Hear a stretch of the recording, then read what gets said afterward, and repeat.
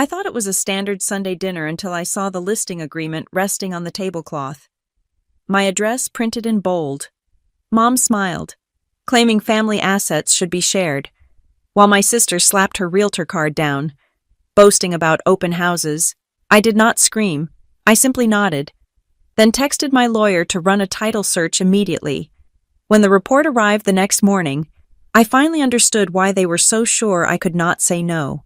My name is Ella Ward, and up until 7 o'clock this evening, I labored under the delusion that I was an autonomous adult woman of 34 years. I believed that the deed to my home, recorded in the county clerk's office, meant exactly what it said. I believed that paying off a debt meant the ledger was closed. Most foolishly, I believed that a Sunday dinner invitation from my parents in Westbridge was simply a desire for my company. I parked my sedan in the driveway of the house I grew up in. It was a split-level beige structure that had not changed since the 90s. The lawn was manicured to an obsessive degree, a testament to my father's retirement boredom. Inside, the air smelled of lemon polish and old carpet, a scent that usually triggered a wave of nostalgia. Today, however, it felt sterile. There was no aroma of roast beef or garlic mashed potatoes, which was the first warning sign I ignored. "We are in the dining room, Ella," my mother's voice called out. It was not a greeting, it was a summons. I walked past the living room, noting that the television was off. My father, Mark Ward, was not in his recliner. He was sitting at the head of the mahogany dining table, his hands clasped over a manila folder. My mother, Evelyn, sat to his right. Opposite her was my sister, Marissa. Marissa was 2 years older than me and wore a blazer that was slightly too bright for a casual family gathering. She had a habit of trying to manifest success through wardrobe choices rather than actual work ethic. On the table, where the placemats and silverware should have been, lay a spread of documents that made the blood drain from my face, a stack of glossy flyers, a comparative market analysis, and right in the center, facing my empty chair, was a document titled Exclusive Right to Sell Listing Agreement. I stopped at the edge of the rug. My eyes locked onto the address typed in the upper right corner of the contract. It was my address, my house, the bungalow I had spent the last 5 years renovating with my own hands and my own salary. "Sit down, Ella," my mother said. She offered a tight, benevolent smile, the kind she used when she was volunteering at the church bake sale and wanted everyone to know how charitable she was being. "We have a lot to get through before dessert." I remained standing. My hand gripped the back of the wooden chair, my knuckles turning white. "Where is the food?" I asked, though I already knew the answer. "I thought this was dinner." "This is better than dinner," Marissa chirped. She reached out and tapped a pen against the listing agreement. "This is a strategy meeting, and honestly, Ella, you should thank me. I pulled some incredible comps for your neighborhood. The market is correcting, but if we list by Friday, we can still catch the high end." I looked at my father. Mark refused to meet my gaze, focusing instead on a spot on the wall behind me. "Dad." He cleared his throat. "Your mother and I have been doing some thinking about the future, about the family assets. My house is not a family asset," I said. My voice was low, steady, and entirely devoid of the warmth they likely expected. "My house is my asset. It is in my name, solely." "That is a technicality," Evelyn said, waving her hand as if swatting away a gnat. "We are a family. We help each other. When you bought that place 5 years ago, who gave you the down payment assistance? Who made it possible?" I felt a cold spike of adrenaline in my chest. "You loaned me $12,000, I stated clearly. "A loan? We signed a promissory note. I paid you back $200 a month for 5 years. I sent the final payment 4 months ago. I have the bank records." Evelyn exchanged a look with Mark, a look of practiced pity. "Oh, honey, we never cashed those checks. We put them aside. We considered that money an investment in the property, equity." "You absolutely cashed them," I countered. "I saw the deductions from my account every single month on the 15th. Do not gaslight me about my own finances." "You are being dramatic," Marissa cut in. She flipped open the folder in front of her. Look, the numbers do not lie. I can list it for $520,000. Do you have any idea what that does for us? After the mortgage payoff and closing costs, there is a net proceed of nearly $200,000. Mom and Dad get their share for the initial investment, plus appreciation. I take my commission, obviously, and you get a nice little nest egg to start over somewhere smaller, maybe an apartment. I stared at her. The audacity was so physical it felt like a slap. You want me to sell my home, my only home, so you can take a commission and Mom and Dad can cash out on a loan I already repaid. We are not asking you to sell, Mark said, finally looking at me. His face was hard, his jaw set. We have decided it is best for the family. Marissa needs a strong listing to boost her numbers this quarter. Your mother and I need to liquidate some capital for upcoming expenses. It is selfish of you to hoard a 3-bedroom house all to yourself when the family has needs. Selfish? I laughed, a sharp, humorless sound. I pay the mortgage. I pay the taxes. I pay the insurance. I put on the new roof last year. Where was the family then? We provided the foundation, Evelyn snapped, losing her benevolent mask. Without that $12,000, you would still be renting. That money bought you the opportunity. That makes us partners, and partners share. I pulled the chair out and sat down, not to join them, but because my legs felt suddenly heavy, I needed to see exactly what they had prepared. I reached for the listing agreement. Marissa's hand shot out to cover it, but I was faster. I slid the paper toward me. It was fully filled out. The list price, $520,000. The commission split 6% total, 3% going to the listing agent Marissa Ward. The term 6 months. And then I saw the bottom of the page. There was a signature on the line for seller. It read, Ella Ward. It was a looped, cursive signature. It looked vaguely like mine, in the way a caricature looks like a real person. But I had not signed this. I had never seen this document before in my life. I looked up slowly. The room went very quiet. The ticking of the grandfather clock in the hall seemed deafening. Who signed this? I asked. Marissa shrugged, leaning back in her chair with a terrifying casualness. I handled it. It is just paperwork. Ella, I knew you would agree once you saw the numbers, so I saved us the time. I have a photographer coming tomorrow morning at 8 o'clock, and I have 4 private showings lined up for Saturday. The listing goes live on the multiple listing service on Monday. You forged my signature, I said. It was not a question. I acted as your agent, Marissa corrected, her tone patronizing. Mom and Dad said it was okay. It is a family decision. Do not use ugly words like forgery. It is a crime, Marissa, I said. It is a felony. Oh, stop it, Evelyn hissed. She is your sister. She is trying to help you maximize your profit. Why do you always have to be so difficult? We raised you to be grateful. You raised me to be obedient, I corrected. There is a difference. I looked at the 3 of them. My father, the silent enforcer, my mother, the emotional architect, and Marissa, the incompetent executioner. They sat there, united in a delusion so complete that they truly believed they could sell a house they did not own, simply because they felt entitled to the money it would generate. You said you have showings booked. I asked Marissa. 4 of them, she bragged. Qualified buyers, pre-approved for over $550,000. This house is going to fly. Ella, you should be thanking me. I am doing all the legwork. Cancel them, I said. Marissa laughed. I cannot cancel them. I would look unprofessional. The photographer is already paid for. It is non-refundable. I do not care, I said. If anyone steps foot on my property, I will call the police for trespassing. You would arrest your own family. Mark slammed his hand on the table, rattling the papers. After everything we have done for you, that $12,000 was a sacrifice. It was a loan, I yelled back, my composure cracking for the first time. I have the amortization schedule.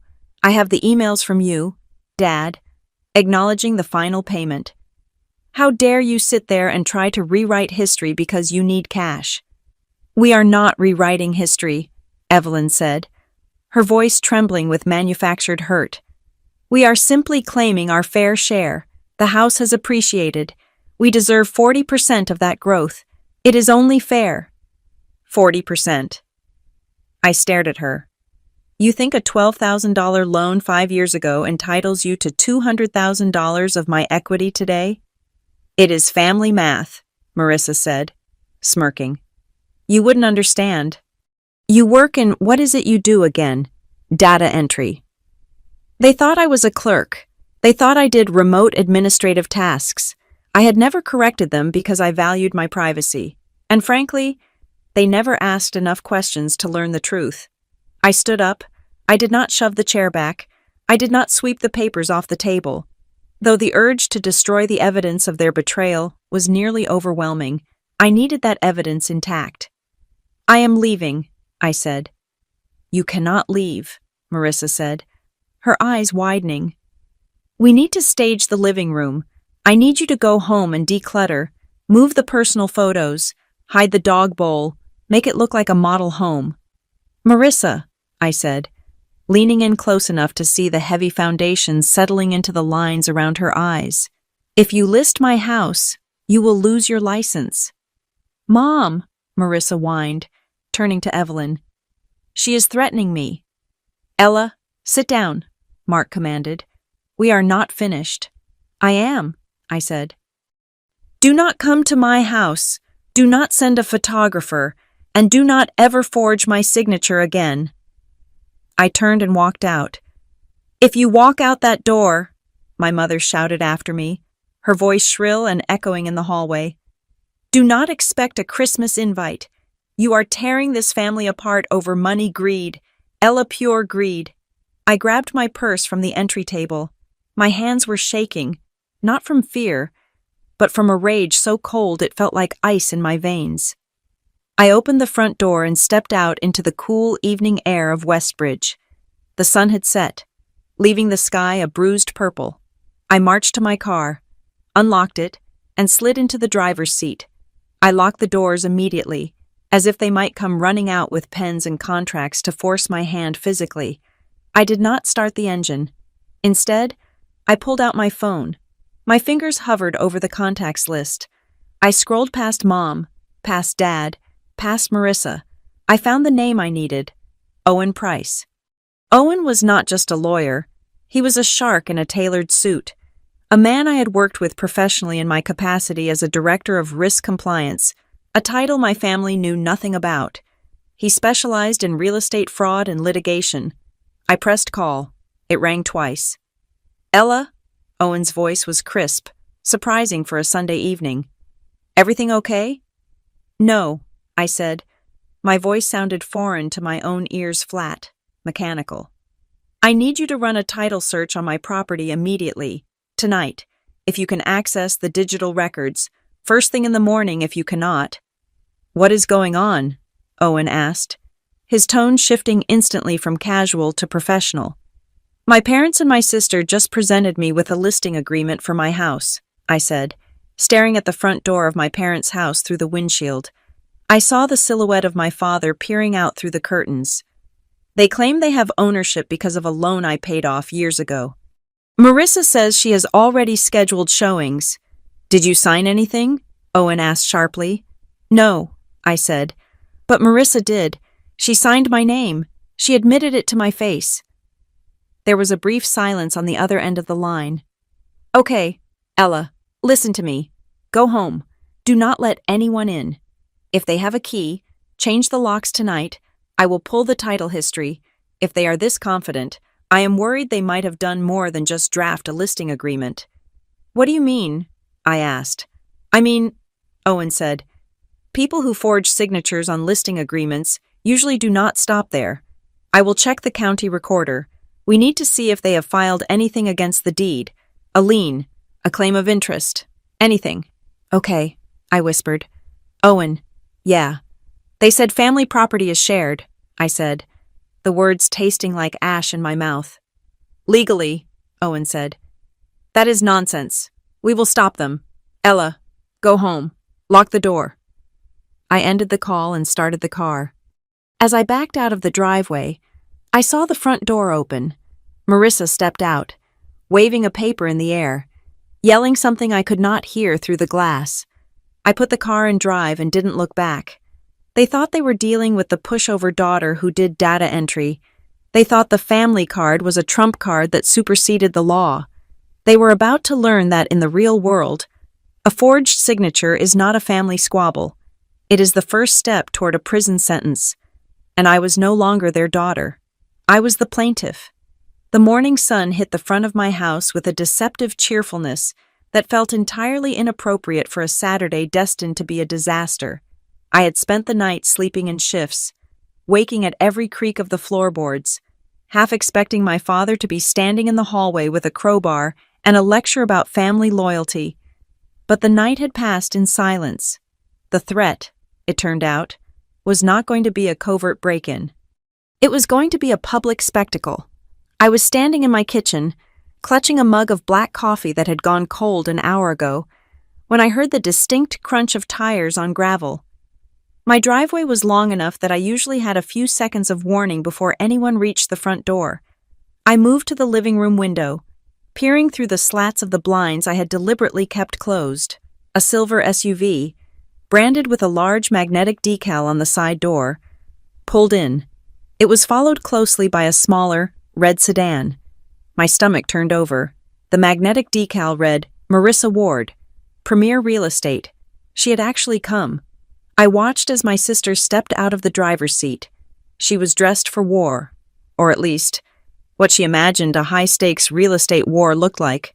She wore a cream-colored pantsuit that was likely intended to project authority, but mostly just looked uncomfortable in the morning heat. She checked her reflection in the side mirror, adjusting her hair, before turning to greet the occupants of the red sedan. A couple stepped out. They looked young, perhaps in their late 20s, holding hands and scanning the facade of my house with wide, hopeful eyes. Behind them, a man with a tripod and a heavy camera bag climbed out of Marissa's passenger seat. The photographer. The audacity was so absolute that for a moment, I was paralyzed. It is one thing to threaten to sell someone's house during a private family argument. It is an entirely different level of delusion to actually show up with clients and a photographer, acting as if the deed is already signed and the keys are in your pocket. I heard Marissa's voice drift through the glass, pitched high and bright, her customer service voice. Great bones, she was saying, gesturing expansively at my porch. Just incredible curb appeal.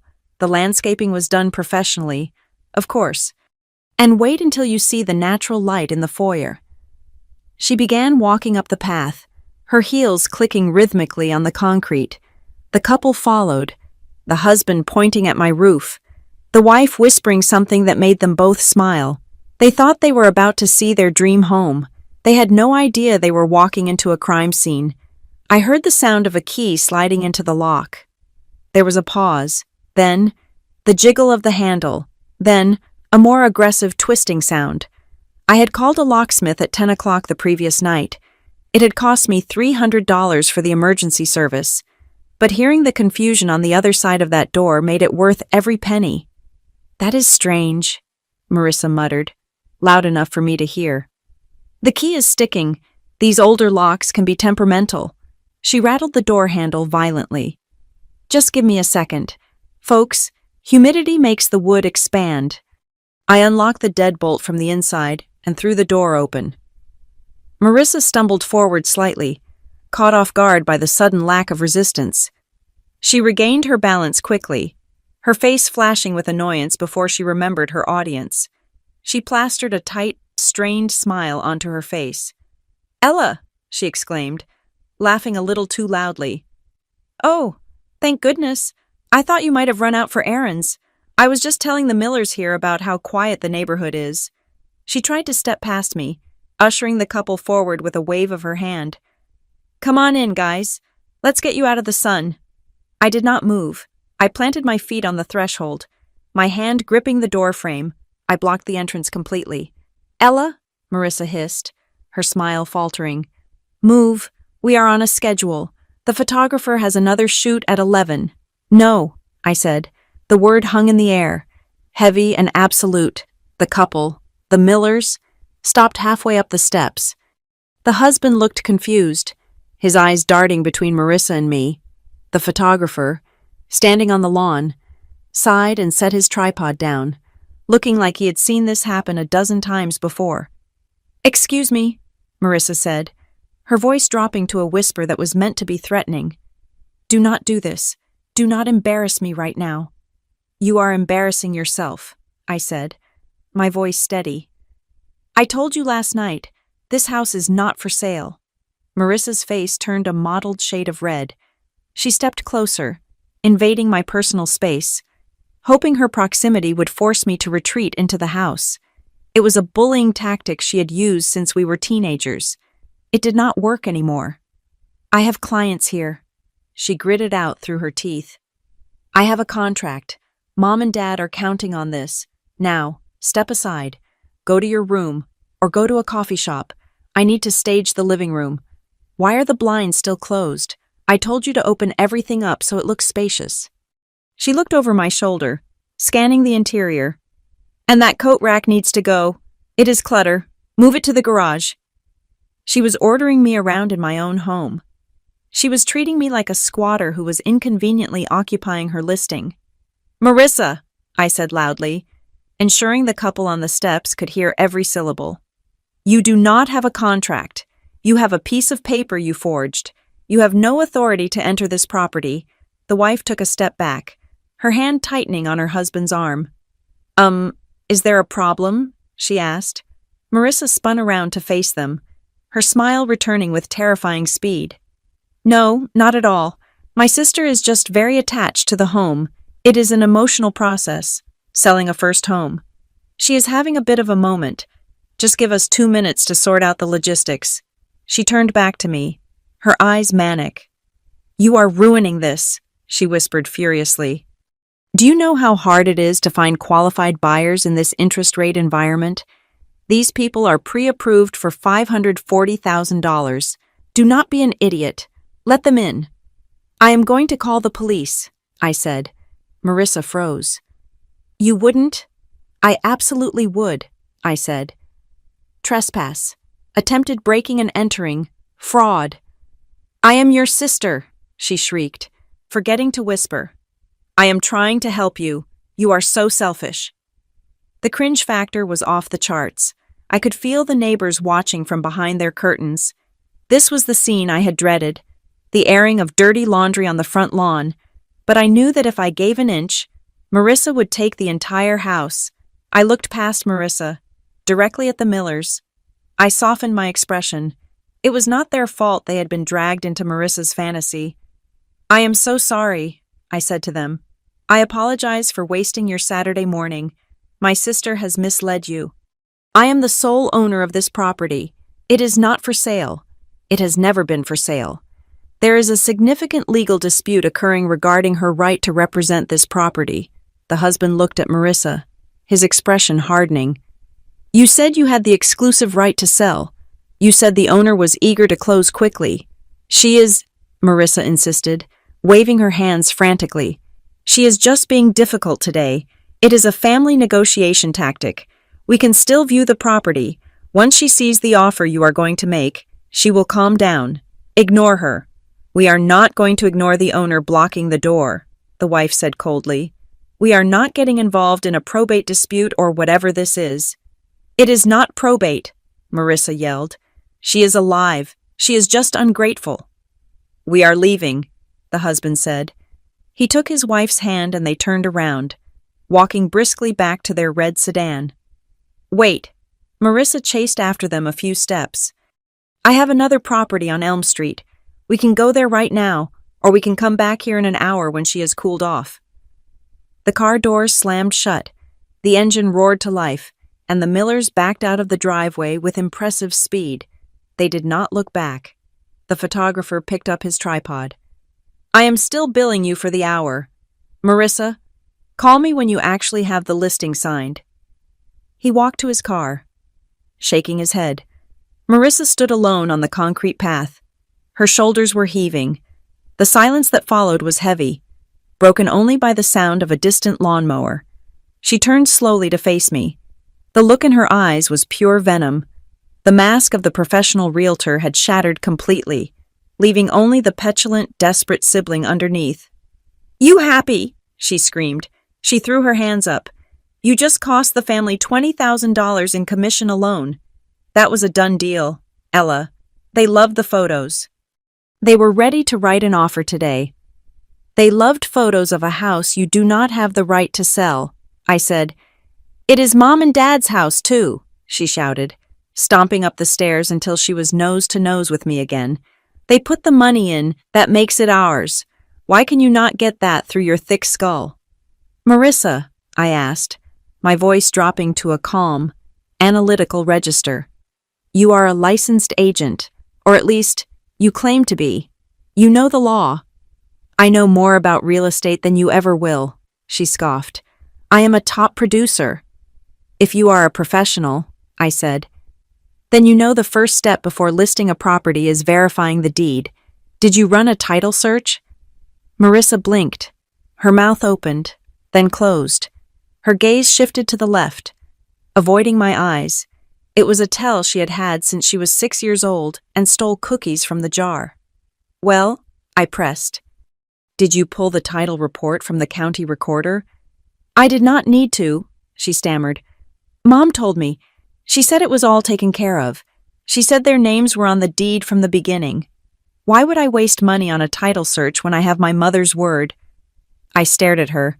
The incompetence was staggering. She had staked her professional reputation, her license, and potential criminal charges on a conversation with our mother, without checking a single public record. "You listed a $500,000 asset based on hearsay," I asked. "You brought clients to a home without verifying who actually owns it." "It is not hearsay," she yelled, though her voice wavered. "It is family. Mom said they have the papers. They have a quitclaim deed or something. They filed it years ago." My blood ran cold. A quitclaim deed. The words hung in the air like toxic smoke. A quitclaim deed is a document used to transfer interest in property, often between family members. If my parents had told Marissa they had a quitclaim deed, and if they had filed it years ago, that meant one of two things: either they were lying to her to get her to do their dirty work, or there was a document out there with my signature on it that I had never signed. "What quitclaim deed?" I asked sharply. "I never signed a quitclaim." "Mom said you did," Marissa shouted, tears of frustration welling in her eyes. "She said you guys handled it when you bought the place, just in case something happened to you, so they would be protected. She said it is on file." "If it is on file," I said, "why did you forge my signature on the listing agreement yesterday if they own it? Why did you need me to be the seller?" Marissa froze again. The logic trap snapped shut. If my parents were on the deed, they could have signed the listing. The fact that Marissa forged my signature meant she knew, on some level, that the title was still in my name, or she was so confused by our parents' lies that she was just flailing. "I just wanted to streamline it," she mumbled. "I did not want to bother Dad with the paperwork. He gets stressed." "Go home, Marissa," I said. "You are going to regret this," she sobbed, wiping her nose with the back of her hand. "You are destroying this family over a pile of bricks. Get off my property," I said, "and tell Mom and Dad that if I see one more person show up here, I am filing a restraining order." I stepped back and slammed the door. I locked the deadbolt. My hands were shaking again. I leaned my back against the wood, listening. I heard Marissa scream a word that I will not repeat, followed by the sound of her car door slamming. Her engine revved aggressively, and tires squealed on the asphalt as she peeled out of the driveway. Silence returned to the house. But it was not peaceful. It was the silence of a bomb that had not yet detonated, but was counting down, a quitclaim deed. Marissa was not smart enough to invent that specific legal term on the fly. She had heard it from our parents. I pushed myself off the door and ran to the kitchen table where my laptop was sitting. I woke the screen and opened my email client. I started a new message to Owen Price. Subject urgent. Potential forgery. Title issue. Owen. Marissa just tried to force entry for a showing. I turned them away, but she said something that changes everything. She claims Mom and Dad told her there is a quitclaim deed on file transferring ownership interest to them. I never signed a quitclaim. I never authorized a transfer. She admitted she did not run a title search because she trusted them. But if they are claiming this document exists, and that it was filed, we are not just dealing with a listing agreement forgery. We might be dealing with a recorded fraudulent instrument. Please tell me you can see the registry history remotely. I need to know what is recorded against my house. Now. Ella. I hit send. I stared at the screen, my heart hammering against my ribs. In my line of work, we had a saying, fraud is never an isolated incident. It is a process. If my parents had forged a deed, they had not just stolen my house, they had stolen my identity, and they had done it while smiling across the dinner table for years. To my parents, I am a digital nomad with a precarious income. They believe I spend my days answering emails for disjointed startups or transcribing audio files for pennies on the dollar. When they ask about my work, I give them vague answers about consulting and administrative support. They usually nod with that specific brand of parental disappointment reserved for children who they believe have failed to launch, despite owning a home. They think my lack of a flashy office and a company car means I am vulnerable, financially illiterate, and desperate for their guidance. It is the greatest advantage I possess. In reality, I am the Director of Risk Compliance for Reveale Advisory. My firm does not handle data entry. We handle forensic accounting and regulatory oversight for mid-sized financial institutions. My entire career is built on detecting patterns that other people miss. I spend 40 hours a week hunting for embezzlement, money laundering, and the subtle shifting architecture of fraud. I know exactly how people hide money. I know exactly how they forge documents, and I know exactly how they panic when the paper trail starts to close in around them. I sat at my dining room table, not as a daughter, but as an auditor. The emotional betrayal I had felt on the porch was shoved into a mental box, taped shut, and shoved to the back of my mind. There would be time to cry later. Now was the time to build a file. I opened my laptop and logged into my secure work server. Not because this was company business, but because I needed the encryption tools. Then, I retrieved the physical banker's box from the top shelf of my closet. I am meticulous about record keeping. It is a professional hazard. I pulled out the file labeled Property Acquisition, 2019. Inside was the history of the lie my parents were currently telling. I laid the documents out in chronological order. First, the purchase agreement, then, the mortgage approval from the bank, solely in my name, and finally, the document that would be their undoing, the promissory note. 5 years ago, when I was short on the closing costs, my parents had offered the $12,000. I had hesitated. I knew money made blood relation complicated, but my father, Mark, had insisted. He had called it a bridge loan, to ensure there was no confusion. I had drafted a formal promissory note. I smoothed the paper out. It was signed by me, Mark, and Evelyn. The terms were clear. $12,000 principal, interest rate of 3%, monthly payments of $200 until the balance was satisfied. There was no clause about equity. There was no language about shared ownership or family investment. It was a debt instrument, plain and simple. Next, I opened my banking portal. I filtered the search results for the last 60 months. I exported the data into a spreadsheet every single month. On the 15th, a transfer of $200 went from my account to a joint account held by Mark and Evelyn Ward. I highlighted the final payment, dated 4 months ago. The memo line read, "Loan payoff, final." But I needed more. I needed to prove they accepted this narrative before they decided to rewrite it. I dug into my email archive. I searched for loan and dad. I found it. An email from 3 years ago. Subject payment adjustment. From Mark Ward to Ella Ward. Ella, Mom and I were looking at the inflation rates. The 3% we agreed on is really below market value now. Since the family is essentially losing money by lending this to you, We think it is fair if you add an extra $50 a month to the transfer to cover the cost of money. Let us know." I stared at the screen. I remembered this. I had been annoyed, but I had paid it. I had sent them a lump sum of $600 at the end of that year to shut them up. I printed the email. This was critical. You do not ask for interest adjustments on an equity investment. You ask for interest on a loan by demanding more interest. My father had cemented the nature of the transaction. He had treated me like a bank customer, not a partner. My phone buzzed. It was Owen Price.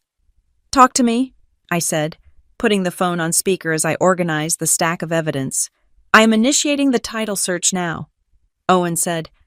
His voice was clipped, the sound of a keyboard clacking furiously in the background. "But it is Saturday. The county recorder's office is closed.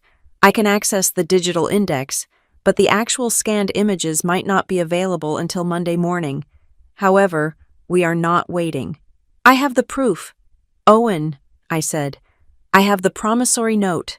I have the bank statements showing full repayment. I even have an email where Dad tries to gouge me for extra interest." "Good," Owen said. "Scan them.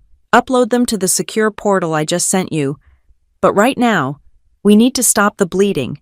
If Marissa believes there is a quitclaim deed, and if she is reckless enough to list the house, we have to assume they might try to leverage the property in other ways." "Like what?" I asked. "Loans." Owen said, "If they think they own it, or if they have forged a deed that says they own it, they could try to take out a second mortgage or a home equity line of credit, a HELOC." The blood drained from my face. My house had significant equity. If they managed to open a line of credit against it, they could drain the value and leave me with the debt. What do I do? "You need to lock it down," Owen instructed. "Call your current mortgage servicer immediately.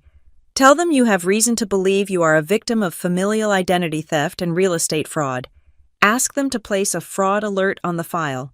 No changes, no inquiries, no payoff requests without verbal verification and a password." "Got it," I said, typing the number for the bank as he spoke. "Then," Owen continued, "I want you to go to the credit bureaus. Freeze your credit, if they have your social security number, which they do. Because they are your parents, they might try to open accounts in your name to facilitate this." "I will do it," I said. "And Ella." Owen paused. "I am setting up a title monitor. It is a service that alerts us the second anything is filed against your parcel number, a lien, a deed, a permit application, anything. Do you think they have gone that far?" I asked. "It is one thing to lie to Marissa. It is another to file forged documents with the government.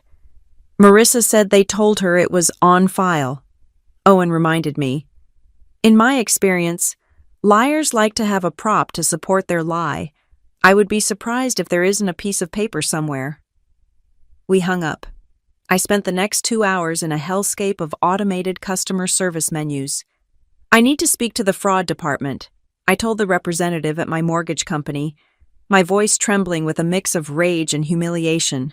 "Can you describe the nature of the suspicion?" "Ma'am," the operator asked. "My parents are attempting to sell my home without my permission," I said, the words feeling heavy and absurd. "They claim to have ownership documents. I believe they may have forged a deed.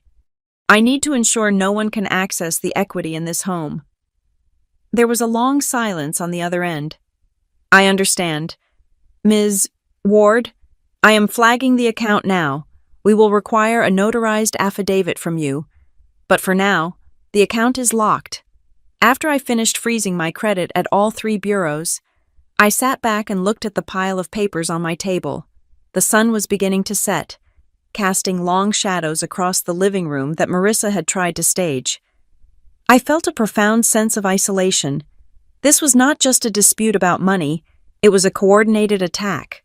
I began to map it out on a notepad, using the same timeline technique I used at work to track embezzlers. 6 months ago, Marissa's real estate listings dry up. I needed to verify this, but she had been complaining about the market endlessly. 4 months ago, I make the final loan payment. My parents lose their monthly income stream from me. 1 month ago, my parents start asking weird questions about the house. Did you fix the roof yet? What is the neighborhood selling for? Yesterday, the ambush. It was a script. They had planned this. The listing agreement Marissa brought wasn't drafted on a napkin. It was typed, printed, and ready. The photographer was booked days in advance. You do not book a real estate photographer for a Saturday morning on a Friday night. They are booked weeks out. This meant they had been discussing selling my home for weeks, maybe months, while I was visiting for Sunday dinners, while I was buying them birthday gifts, while I was being their dutiful daughter. They had looked me in the eye, eaten the food I brought, and calculated exactly how much my life was worth to them. $520,000, minus closing costs. I felt sick, but the sickness was quickly replaced by a cold resolve. I was good at my job. I was very good at my job. And my parents had just made the mistake of becoming the target of my investigation. I went back to the email Owen had mentioned. He had sent a link to the county recorder's public access site. It was a clunky government website, usually slow to update. I typed in my address, owner Ella Ward. I let out a breath. Okay, the primary index still showed me as the owner. Maybe Marissa was just lying. Maybe there was no quitclaim deed. Maybe it was just a bluff to bully me into signing. I refreshed the page. Then, my phone chimed. It was a text from Owen. Owen, are you sitting down? My fingers hovered over the keyboard. Ella, yes. What is it, Owen? My contact at the title company just ran a gap check for me. It catches filings that have been submitted but haven't been fully indexed by the county clerk yet. The stuff sitting in the to-be-processed pile. I stared at the 3 dots dancing on the screen, waiting for his next message. The silence in the house was deafening. Owen. There is a quitclaim deed. It was stamped, received by the recorder's office 22 days ago. I stopped breathing. 22 days ago, I was at work. I was nowhere near a notary. Owen and Ella. There is something else, filed the same day. A request for notice of default. Ella. What does that mean? Owen, it means someone is preparing to take out a loan against the property and wants to be notified if you stop paying your mortgage. But that's not the worst part. Owen, the quitclaim transfers 40% interest to Mark and Evelyn Ward, but the grantor signature, the person who signed it, was notarized in a county 3 hours away, a place called Oak Haven. Oak Haven. I had never been to Oak Haven, but I knew who lived there, an old friend of my father's from his army days. A man who had lost his notary license once before for administrative errors. Owen. This is not just a dispute anymore. Ella, this is a felony in progress. They didn't just list the house. They have already stolen 40% of it on paper. I looked at the clean, beautiful deed I had framed on my wall, the one that said I owned this house. It was now a lie, somewhere, in a government basement. A piece of paper with a forged version of my name was sitting in a stack, waiting to turn my life upside down. My parents hadn't just listed my house. They had already executed the heist. They were just waiting for the check to clear. I picked up the phone and typed one sentence to Owen. Ella burned them down. The Sunday morning sun felt intrusive as it streamed onto my kitchen island, illuminating the dust motes dancing in the air. It was the same table where I drank my coffee every morning, but today, it had been transformed into a war room. Owen Price stood opposite me. He had arrived 10 minutes ago, bypassing the usual pleasantries. He wore a charcoal suit, immaculately pressed, which made him look out of place in my cozy, open-concept kitchen. He carried a leather briefcase that looked heavy, not with physical weight, but with the gravity of what was inside. He unzipped the case and began to lay out documents. The sound of paper sliding against the granite countertop was sharp and distinct. It was a visual echo of the dinner at my parents' house just 2 nights prior, but the dynamic had shifted entirely. At their table, I had been the ambush victim. At my table, I was the auditor. Coffee, I asked, my hand hovering over the pot. No, Owen said, his voice flat. You need to see this. He placed a single sheet of paper in the center of the island. It was a copy of a document, grainy from being scanned and downloaded from the county's digital repository. This is the current grant deed, Owen said. It is the original one recorded when you bought the house 5 years ago. Look at the grantee. I looked. Ella Ward, a single woman. Clean, I said. Just as I thought. Right, Owen nodded. He reached into his folder and pulled out a second document.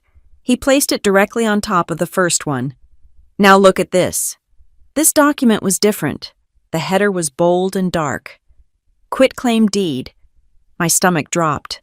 I leaned in, bracing my hands against the counter to steady myself. Date of recording. Owen pointed a manicured finger at the stamp in the top right corner. 22 days ago, I read the text. It was standard legal boilerplate.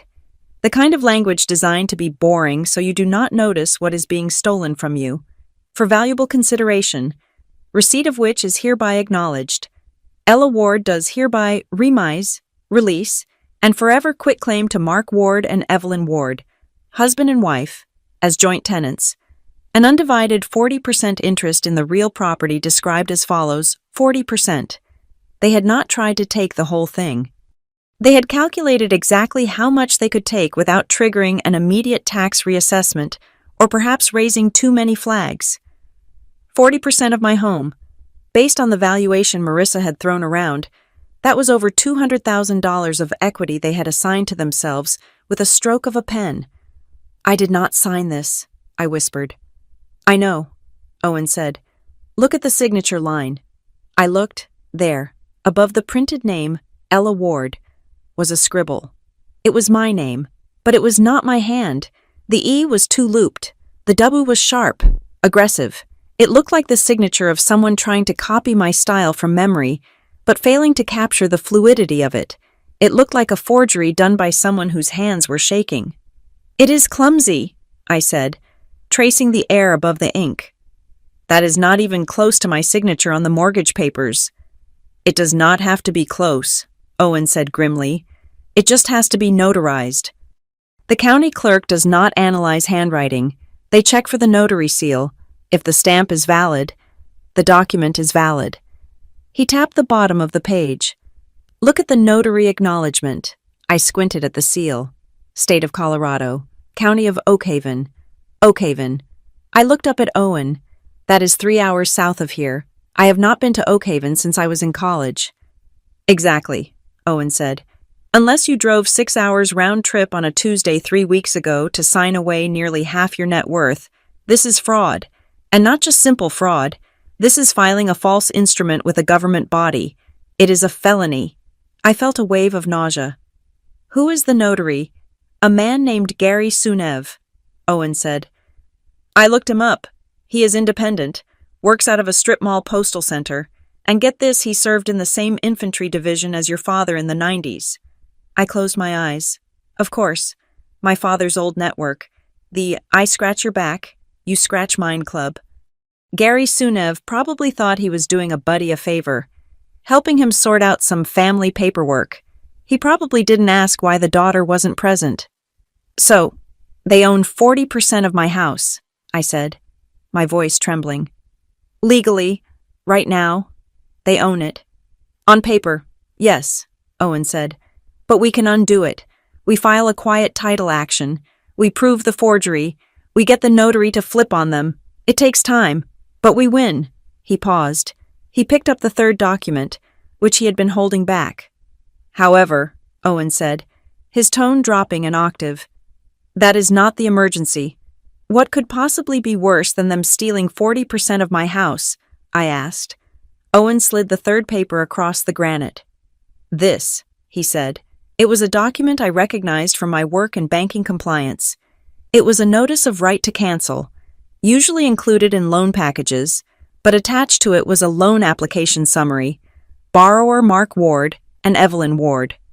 Co-borrower Ella Ward, non-occupant, collateral, my address. My address, loan type. Home equity line of credit. HELOC, amount requested, $150,000. Status, pending final underwriting. The room seemed to tilt. A HELOC, I said. They are taking out a line of credit. They applied for it the same day they filed the quitclaim. Owen explained, his voice rapid and urgent. That is why they needed the 40% interest. You cannot borrow against a house you do not own by transferring ownership to themselves. They became eligible to apply for a loan secured by the property's equity.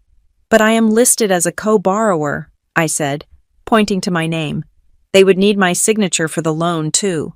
If they forged the deed, Owen said, looking me dead in the eye. They have almost certainly forged the loan application documents, or they are using a power of attorney they fabricated. I stared at the number. $150,000. Why? I asked, the question escaping me before I could stop it. Why would they do this, the listing Marissa trying to sell it? I thought they just wanted the profit from a sale, but this is debt. This is a lien. Think like a risk officer. Ella, Owen said. Selling a house takes months. You have to stage it, list it, wait for offers, go through escrow. It is slow. A HELOC. If you have the equity and the credit score, you can close in 10 days. You get a checkbook or a debit card linked to the house, and you can draw the cash immediately. It clicked. The pieces fell into place with a sickening thud. They were desperate. They weren't just greedy parents who felt entitled to a return on their investment. They were in some kind of financial hole, a deep one, and they needed cash fast. The listing of the house was likely Plan B, or perhaps a way to pay off the HELOC later. But the HELOC was the immediate goal. They wanted to turn my home into an ATM. If this loan funds, I said, my voice steadying into the cold, hard cadence of my profession, and they take the money and spend it, I am liable. You are, Owen confirmed. The lien attaches to the house. If they default, and they will default, the bank forecloses, you lose the house, or you have to pay back the $150,000 yourself. I looked at the status pending final mile underwriting. We have to stop it, I said. Right now.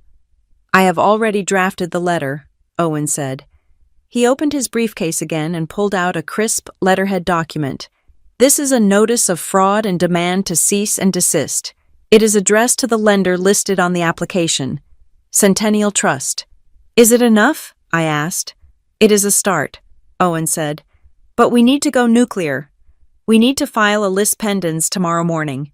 That is a formal notice of legal action regarding the title. No bank in the world will fund a loan on a property with a lis pendens attached. It freezes everything. Do it, I said. And Ella, Owen said softly, you need to file a police report. I looked at him.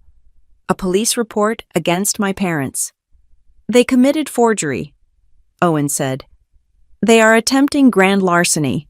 If we do not have a police report number, the bank might treat this as a civil domestic dispute and drag their feet.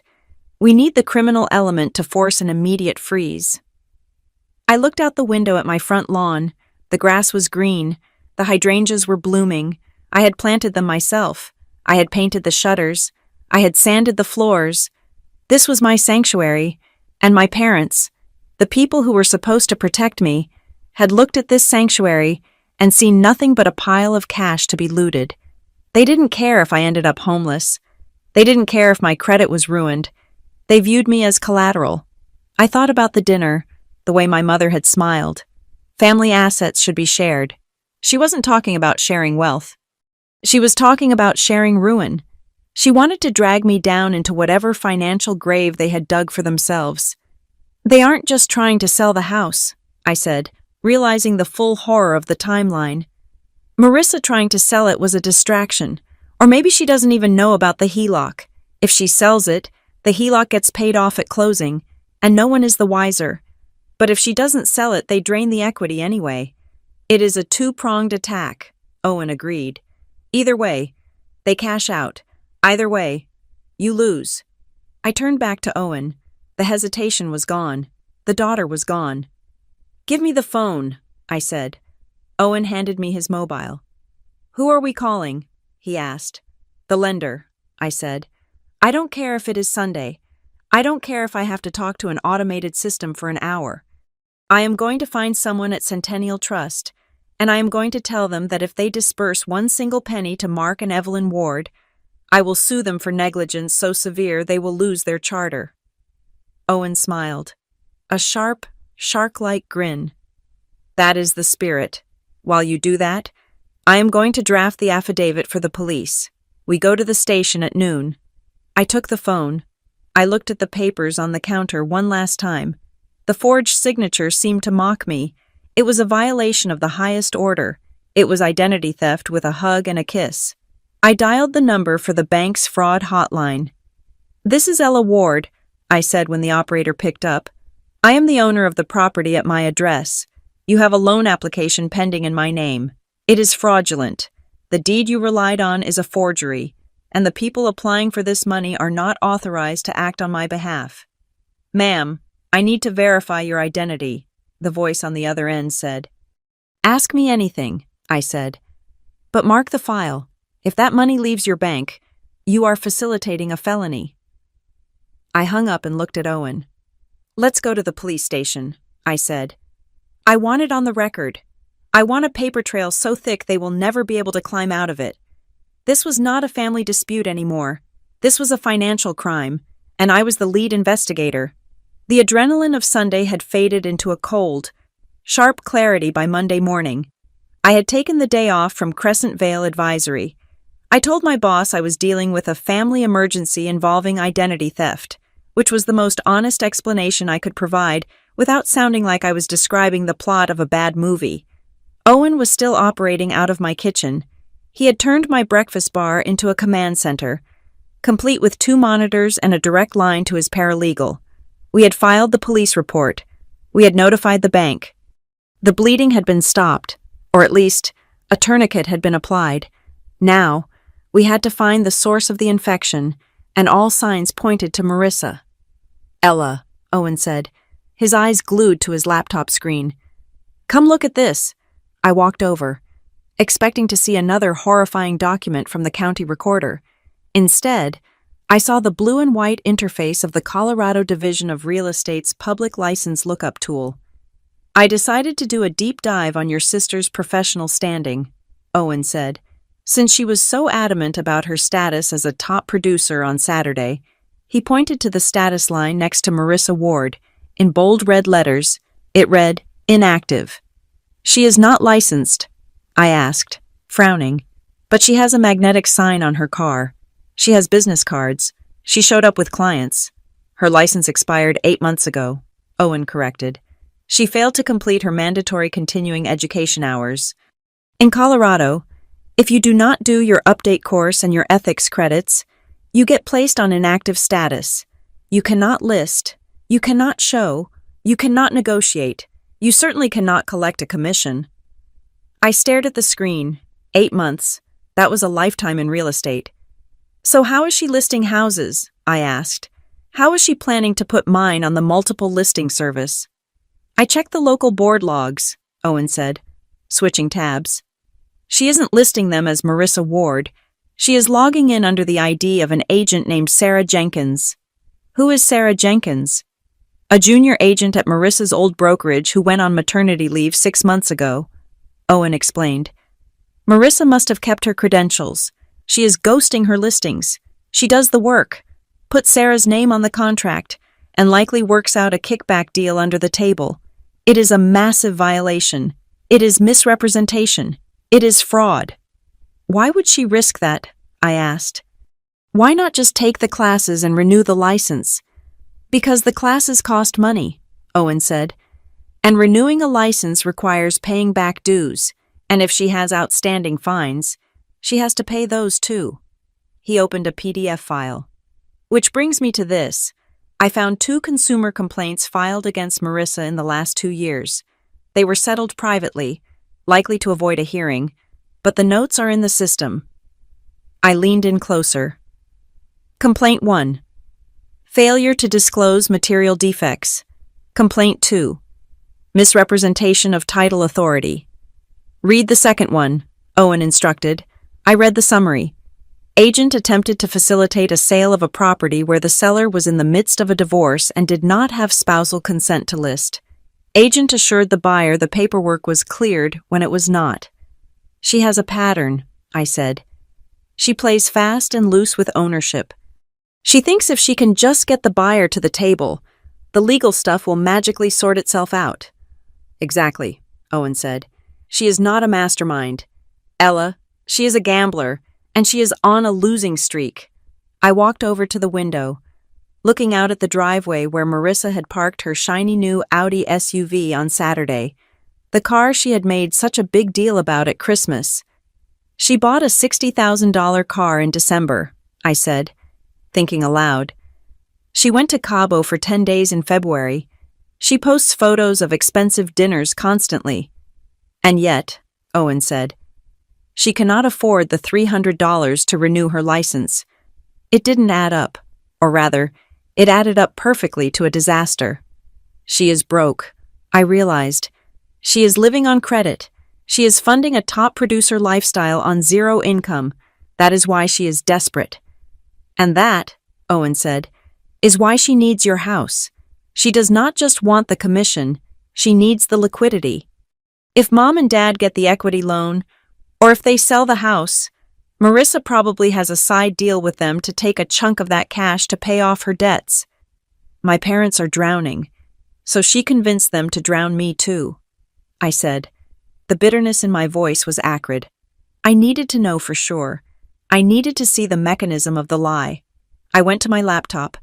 I didn't have access to Marissa's email, and I certainly didn't have access to her bank accounts, but I did have access to my mother's digital naivety. My mother, Evelyn, was technologically illiterate. 2 years ago, she had locked herself out of her email account. I had reset the password for her and set up a recovery email address my own. I had also logged her into her iPad, which she used primarily for recipes and Facebook. I had never snooped. I respected their privacy, but today, privacy was a luxury we could no longer afford. I logged into the email provider. I typed in my mother's address. I typed in the password I had set for her grandkids 2020, wishful thinking on her part. As neither Marissa nor I had children, it worked. I went straight to the search bar and typed Marissa. Hundreds of emails popped up. Most were mundane, forwards of jokes, photos of cats, scheduling for holidays. I filtered by date, looking at the last 30 days, and there it was. An email thread with the subject line, Houseplan/logistics. My heart hammered against my ribs as I clicked it, from Marissa Ward to Evelyn Ward. Date 3 weeks ago.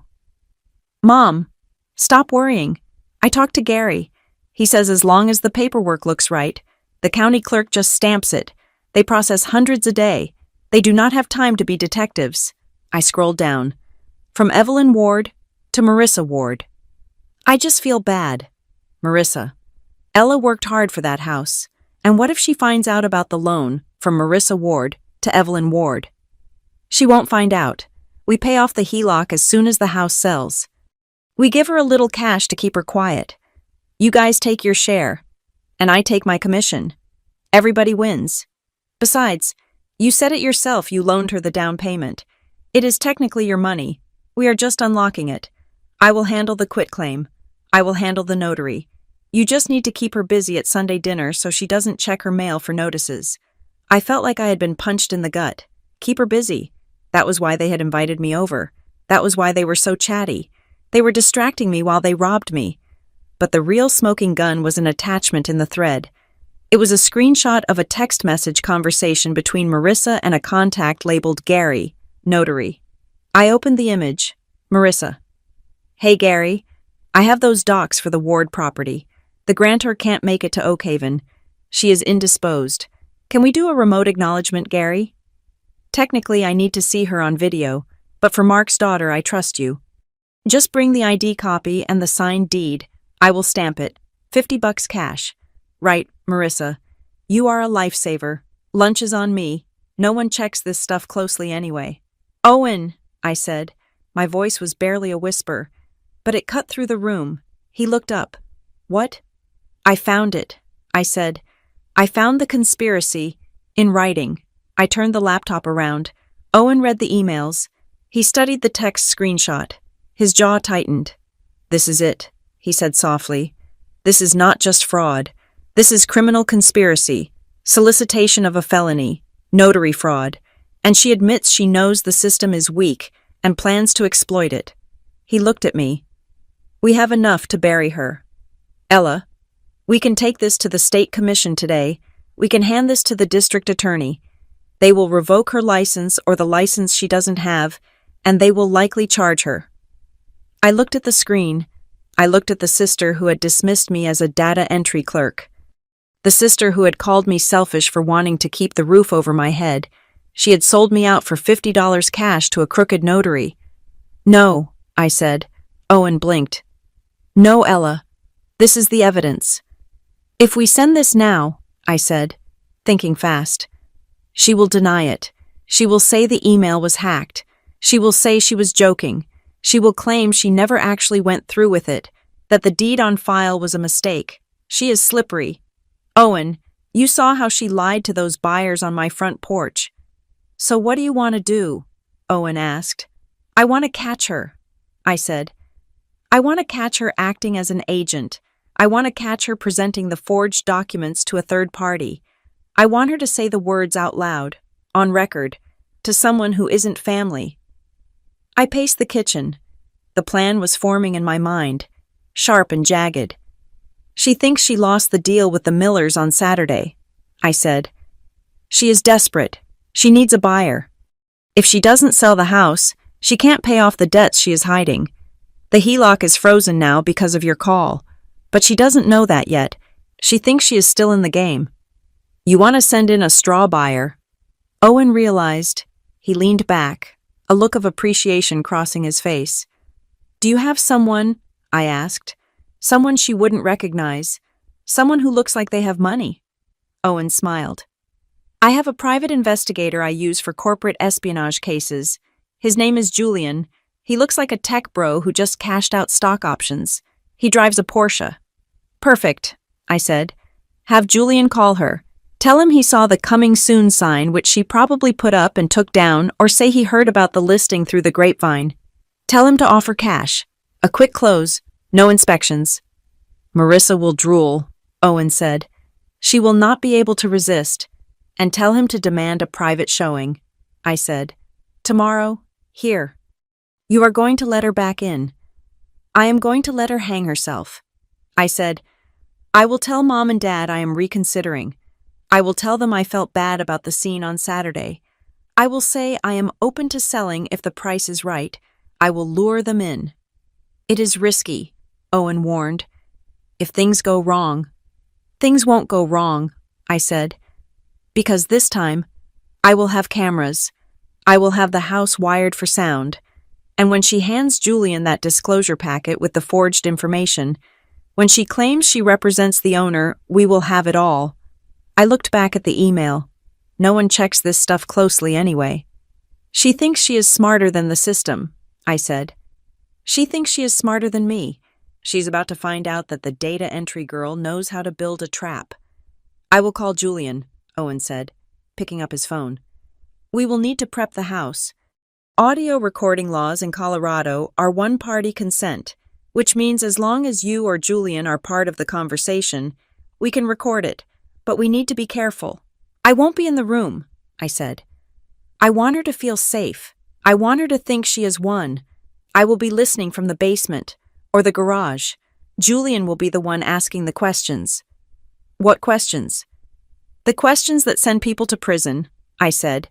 Who signed the deed? Do you have the authority to sell?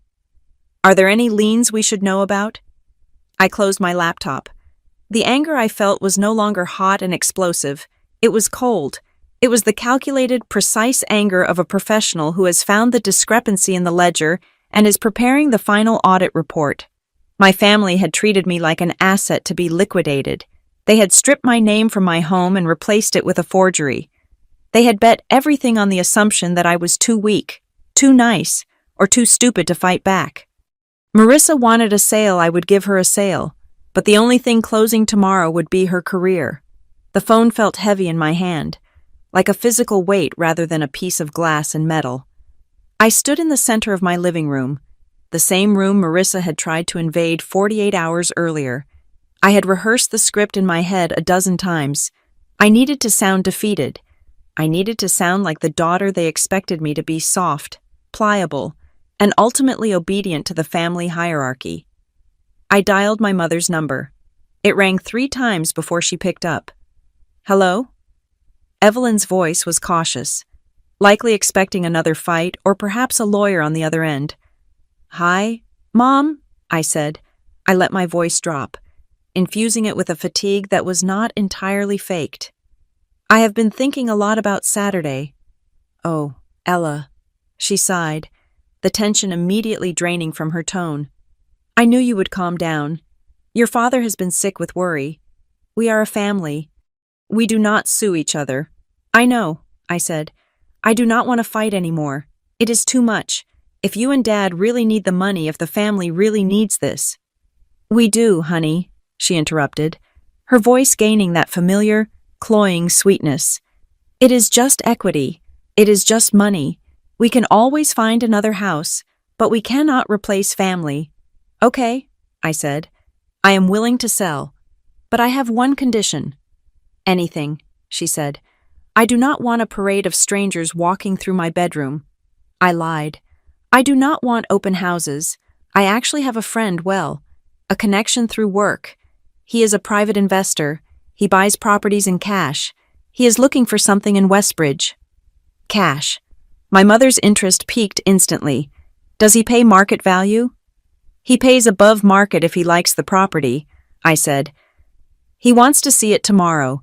If Marissa can handle the showing professionally, and if we can get a clean offer, I will sign. Oh, thank God, Evelyn cried out. I heard her cover the mouthpiece, shouting to my father in the background. Mark, she agreed. She has a cash buyer. She came back on the line. Marissa will be thrilled. She was so upset. Ella, she really wants to make this work for you. Tell her to be here at 10 o'clock tomorrow morning, I said. And tell her to bring the paperwork. The investor, his name is Julian. He is very particular about documentation. He moves fast. She will be there, Mom promised. I am so proud of you, Ella. You are finally seeing the big picture. I hung up. The nausea was immediate. The big picture she referred to was the dissection of my financial future for their benefit, but I pushed the sickness down. I had set the stage. Now I had to rig the theater. Tuesday morning arrived with a sky the color of slate. At 8 o'clock, Owen Price arrived at my back door, accompanied by a man who looked like he had just stepped out of a Forbes magazine cover shoot. Ella, this is Julian Vance, Owen said. Julian extended a hand. He wore a navy blazer over a crisp white t-shirt and designer loafers, the uniform of the modern tech millionaire. In reality, Julian was a forensic investigator Owen used for corporate espionage cases, a man whose acting skills were as sharp as his legal knowledge. Nice to meet you, Ella, Julian said. His voice was smooth, confident, and utterly disarming. I understand I am in the market for a bungalow with a complicated title history. You are, I said. Are you wired? Julian tapped the pen in his breast pocket. High-definition audio and video, wide-angle lens, battery life of 6 hours, and I have a secondary audio backup on my keychain. And the house? I asked Owen. We placed 2 cameras while you were at work yesterday, Owen said. One in the living room inside the smoke detector casing, one in the kitchen, disguised as a USB charger. We will catch every angle. The state of Colorado is a one-party consent state for recording conversations. You are the party consenting, as long as you are present in the house, even if you are not speaking. Their expectation of privacy is nullified in your own home. Marissa is going to lie, I said. I need her to lie on the record. She will, Julian assured me. I know exactly what buttons to push. I am going to ask about the title. I am going to ask about the ownership structure. And I'm going to ask about her credentials. All you have to do is play the role of the submissive sister. Let her take the lead. Let her feel like the expert. I can do that, I said, though my stomach twisted at the thought. I will be in the van down the street, Owen said, monitoring the feed in real time. If she gets suspicious, or if things get volatile, I come in. But otherwise, let the tape run. We need her to commit the fraud in front of a third party. Owen left through the back. Julian went to his car, a rented Porsche Cayenne parked around the block, to wait for his cue. I sat on my sofa and waited. At 9:45, Marissa's Audi pulled into the driveway. She did not slam the door this time. She stepped out, checking her makeup in the side mirror, carrying a thick leather portfolio. She walked up the path with a bounce in her step. I opened the door before she could knock. "Ella?" She beamed, attempting to hug me. I stiffened but let her arms encircle me for a brief, suffocating second. "Mom told me everything. I knew you would come around. Honestly, this is so much better. A private buyer that saves us so much marketing hassle." She walked past me, scanning the room. "The place looks decent. Did you move that coat rack like I said? Good. It opens up the flow." She set her portfolio on the kitchen island, the same island where Owen and I had dissected her crimes 2 days ago. She started pulling out glossy brochures. "So, who is this guy?" Marissa asked. "Mom said he is an investor." "His name is Julian Vance," I said, keeping my voice low and devoid of eye contact. "He represents a private equity group. He buys properties, renovates them, and holds them as rentals. He has a lot of cash." Marissa's eyes practically glowed. "Perfect." I printed out a fresh comparative market analysis. I bumped the price to $550,000. If he is institutional, he won't care about an extra $20,000. She looked at me, tilting her head. "You look tired, Ella. You are not going to be weird, are you?" "Just let me do the talking. I am the professional here." "I will let you handle it," I said. "I just want this over with." "It will be over soon," she promised, patting my arm with a condescension that made my skin crawl. "And then you will have your share, and Mom and Dad will have theirs, and everyone is happy." The doorbell rang. Marissa straightened her blazer, flashed a terrifyingly bright smile, and whispered, "Showtime." I opened the door. Julian stood there, looking at the house with a critical, appraising eye. "Mr. Vance." Marissa stepped in front of me, extending her hand. "I am Marissa Ward, the listing agent. Welcome." "Julian," he corrected, shaking her hand firmly. "Nice neighborhood. Quiet. I like that." "It is very sought after," Marissa gushed, leading him into the living room. "Inventory here is historically low. This is a rare opportunity." I trailed behind them, leaning against the wall near the hidden camera in the smoke detector.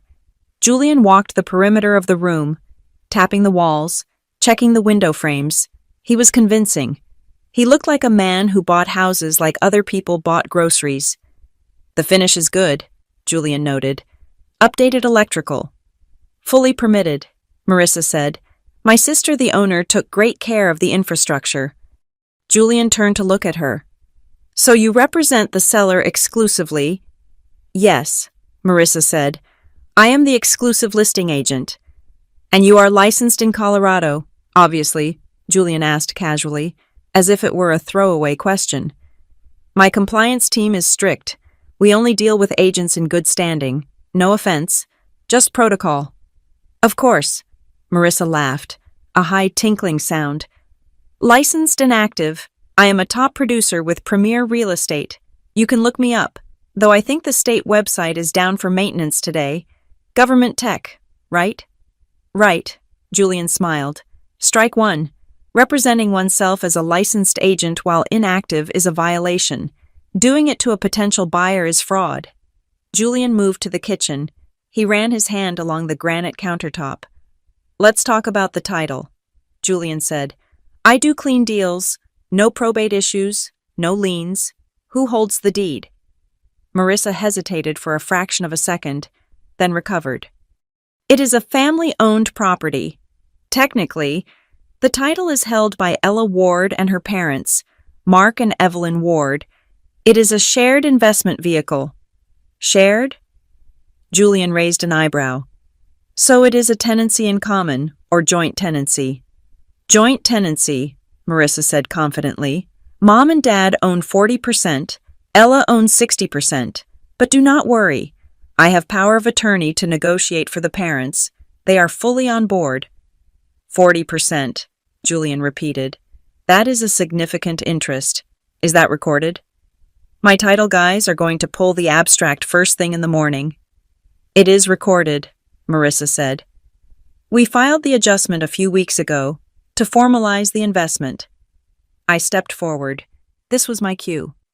Marissa, I asked softly, keeping my face blank. I forgot. Which document was that? The one we filed, I know Mom mentioned it, but I never got a copy. Marissa turned to me, her eyes flashing a warning to shut up. It was the quitclaim deed, Ella. Remember, we sent it over to the county. Right, I said. The quitclaim, and that was last week. 3 weeks ago, Marissa corrected, turning back to Julian. It is all in the system, perfectly legal. The parents put up the down payment, so we just adjusted the title to reflect their equity. Standard family trust stuff. Julian nodded slowly. And you have a copy of that deed in the disclosure packet. I do, Marissa said. She reached into her portfolio and pulled out a staple-bound stack of papers. She handed it to Julian. It was the forgery. She had actually brought the forgery to the showing. Julian flipped through the pages. He stopped at the quitclaim deed. He studied it for a long moment. The silence in the kitchen was absolute. The hidden camera in the charger was pointing directly at them. Interesting, Julian said. I see the notary stamp here. Gary Sunev, Oakhaven County. Yes, Marissa said. He is a family friend, very reliable. And this signature, Julian said, pointing to the scrawl above my name. Ella Ward. He looked up at me, then back at the paper, then at Marissa. It looks a little rushed, Julian observed. Compared to the signature on the original grant deed here, he flipped back a few pages to the legitimate document I had signed 5 years ago. The loop on the E is different. Marissa laughed nervously. Oh, you know how it is. Ella was in a hurry that day. We were trying to catch the FedEx truck to get it to the recorder's office. She just scribbled it. So she signed it in your presence? Julian asked. The trap was set. Yes, Marissa said. Right at this kitchen table. I watched her sign it myself. Then I drove it down to Gary to get it stamped. I felt the blood drain from my face, not from fear, but from the sheer magnitude of the lie. She had just confessed to witnessing a signature that never happened. She had confessed to taking a forged document to a notary. And you are sure, Julian pressed, because if the title insurance company flags a signature discrepancy, it delays closing. I need to know the chain of title is ironclad. It is ironclad, Marissa insisted, her voice rising slightly. Ella signed it. Mom and Dad signed it. It is done. You are buying from the family. There are no loose ends. Julian closed the folder. He placed his hand on top of it. Okay, he said. That is what I needed to hear. He looked at me. Ella, you are okay with this price, $550,000. If Marissa says it is fair, I said, then I guess it is fair. Great, Julian said. I will have my legal team draw up the offer letter this afternoon. Cash, 10-day close, but I need to take this packet with me, for due diligence. Absolutely, Marissa said, relieved that the interrogation was over. Take it. Call me as soon as you are ready. I can get the electronic signatures from Mom and Dad in 5 minutes. I bet you can, Julian said. There was a dryness to his tone that Marissa missed completely. He turned to leave. Marissa followed him to the door, practically skipping. You won't regret this, Julian, she called out as he walked to his Porsche. It is a gem of a house. She closed the door and spun around, pumping her fist in the air. Yes, she hissed. Did you see that $550,000 cash? Ella, we are rich. She ran over and grabbed my shoulders. I told you I could do it. I told you I was a pro. Did you see how I handled him? He ate it up. I looked at her. I looked at the sister who had just sold me down the river for a commission check she would never cash. You were very convincing, I said. I need to call Mom, she said, pulling out her phone. We need to get the payoff statement for the mortgage ready. And hey, since I got $50,000 over asking, I think we should talk about bumping my commission to 4%. Fair. We can talk about it, I said. At the closing? Perfect. She tapped away on her screen. I am going to head out. I have to go, update my file at the office. You sit tight. Do not touch anything. We are under contract. Basically. She grabbed her bag and breezed out the door, leaving the scent of cheap perfume and expensive lies in her wake. I waited until her car disappeared around the corner. Then I walked to the window and watched Owen's van pull up. Owen and Julian walked into the kitchen. Julian placed the disclosure packet on the counter. "Did we get it?" I asked. Owen held up a tablet. He pressed play. On the screen, in high-definition video and crystal-clear audio, Marissa's voice rang out. "I watched her sign it myself. Then I drove it down to Gary." "We got it," Owen said. "She claimed to be licensed when she is not. She claimed a false ownership percentage. She admitted to witnessing a forged signature. And she admitted to transporting the fraudulent instrument to the notary." Julian loosened his tie. "She didn't even blink. She lied about the signature being rushed without a second of hesitation. That is a practiced liar." "It is enough for the Real Estate Commission to bury her," Owen said. "It is enough for the district attorney to indict her, and it is certainly enough to invalidate the quitclaim deed." I looked at the video freeze frame of my sister's face, smiling confidently as she destroyed her own life. "What now?" I asked. "Now," Owen said. "We invite the whole family to a meeting. We tell them it is to sign the closing papers for Julian's offer." "But it won't be a closing," I realized. "No," Owen said. "It will be a deposition." I felt a cold shiver run down my spine. It wasn't the thrill of revenge. It was the chilling realization of what I was about to do. I was about to walk my parents and my sister into a room and drop a guillotine on them. "Set it up," I said. "Friday afternoon. Tell them to bring champagne." Owen nodded. "I will have the court reporter ready." I looked around my kitchen. It was still my house, but it felt different now. It was no longer just a home. It was evidence. And I was no longer just a daughter. I was the witness for the prosecution. The conference room at Price Associates was designed to intimidate. It was a glass-walled aquarium suspended 20 floors above the Denver skyline, featuring a table made of a single slab of polished slate and chairs that cost more than my first car. I had chosen this venue deliberately. My parents were used to kitchen table politics, where guilt and volume were the primary weapons. Here, in the sterile air conditioning of high-stakes litigation, their emotional manipulation would have no echo. I sat at the far end of the table, flanked by Owen. On the screen embedded in the wall behind us, the logo of the firm rotated slowly, a silent reminder of the hourly rate that was currently running. The door opened, and the receptionist ushered them in. Marissa led the charge. She was wearing a white dress that looked suspiciously bridal, or perhaps just aggressively celebratory. She carried a bottle of Veuve Clicquot in one hand and her leather portfolio in the other. Behind her, my parents, Mark and Evelyn, walked in with the swagger of people who believed they had just won the lottery. "There she is," my father boomed, his voice too loud for the acoustic dampening of the room, the smart one finally seeing reason. "This place is fancy," Marissa commented, setting the champagne down on the slate with a heavy clunk. "Is this where we are signing? Where is Julian? I have the DocuSign ready, but wet signatures are fine too." "Sit down," Owen said. He did not stand up. He did not smile. He did not offer them water. The three of them hesitated. The temperature in the room seemed to drop 10 degrees. They pulled out the heavy leather chairs and sat, the scraping sound harsh against the silence.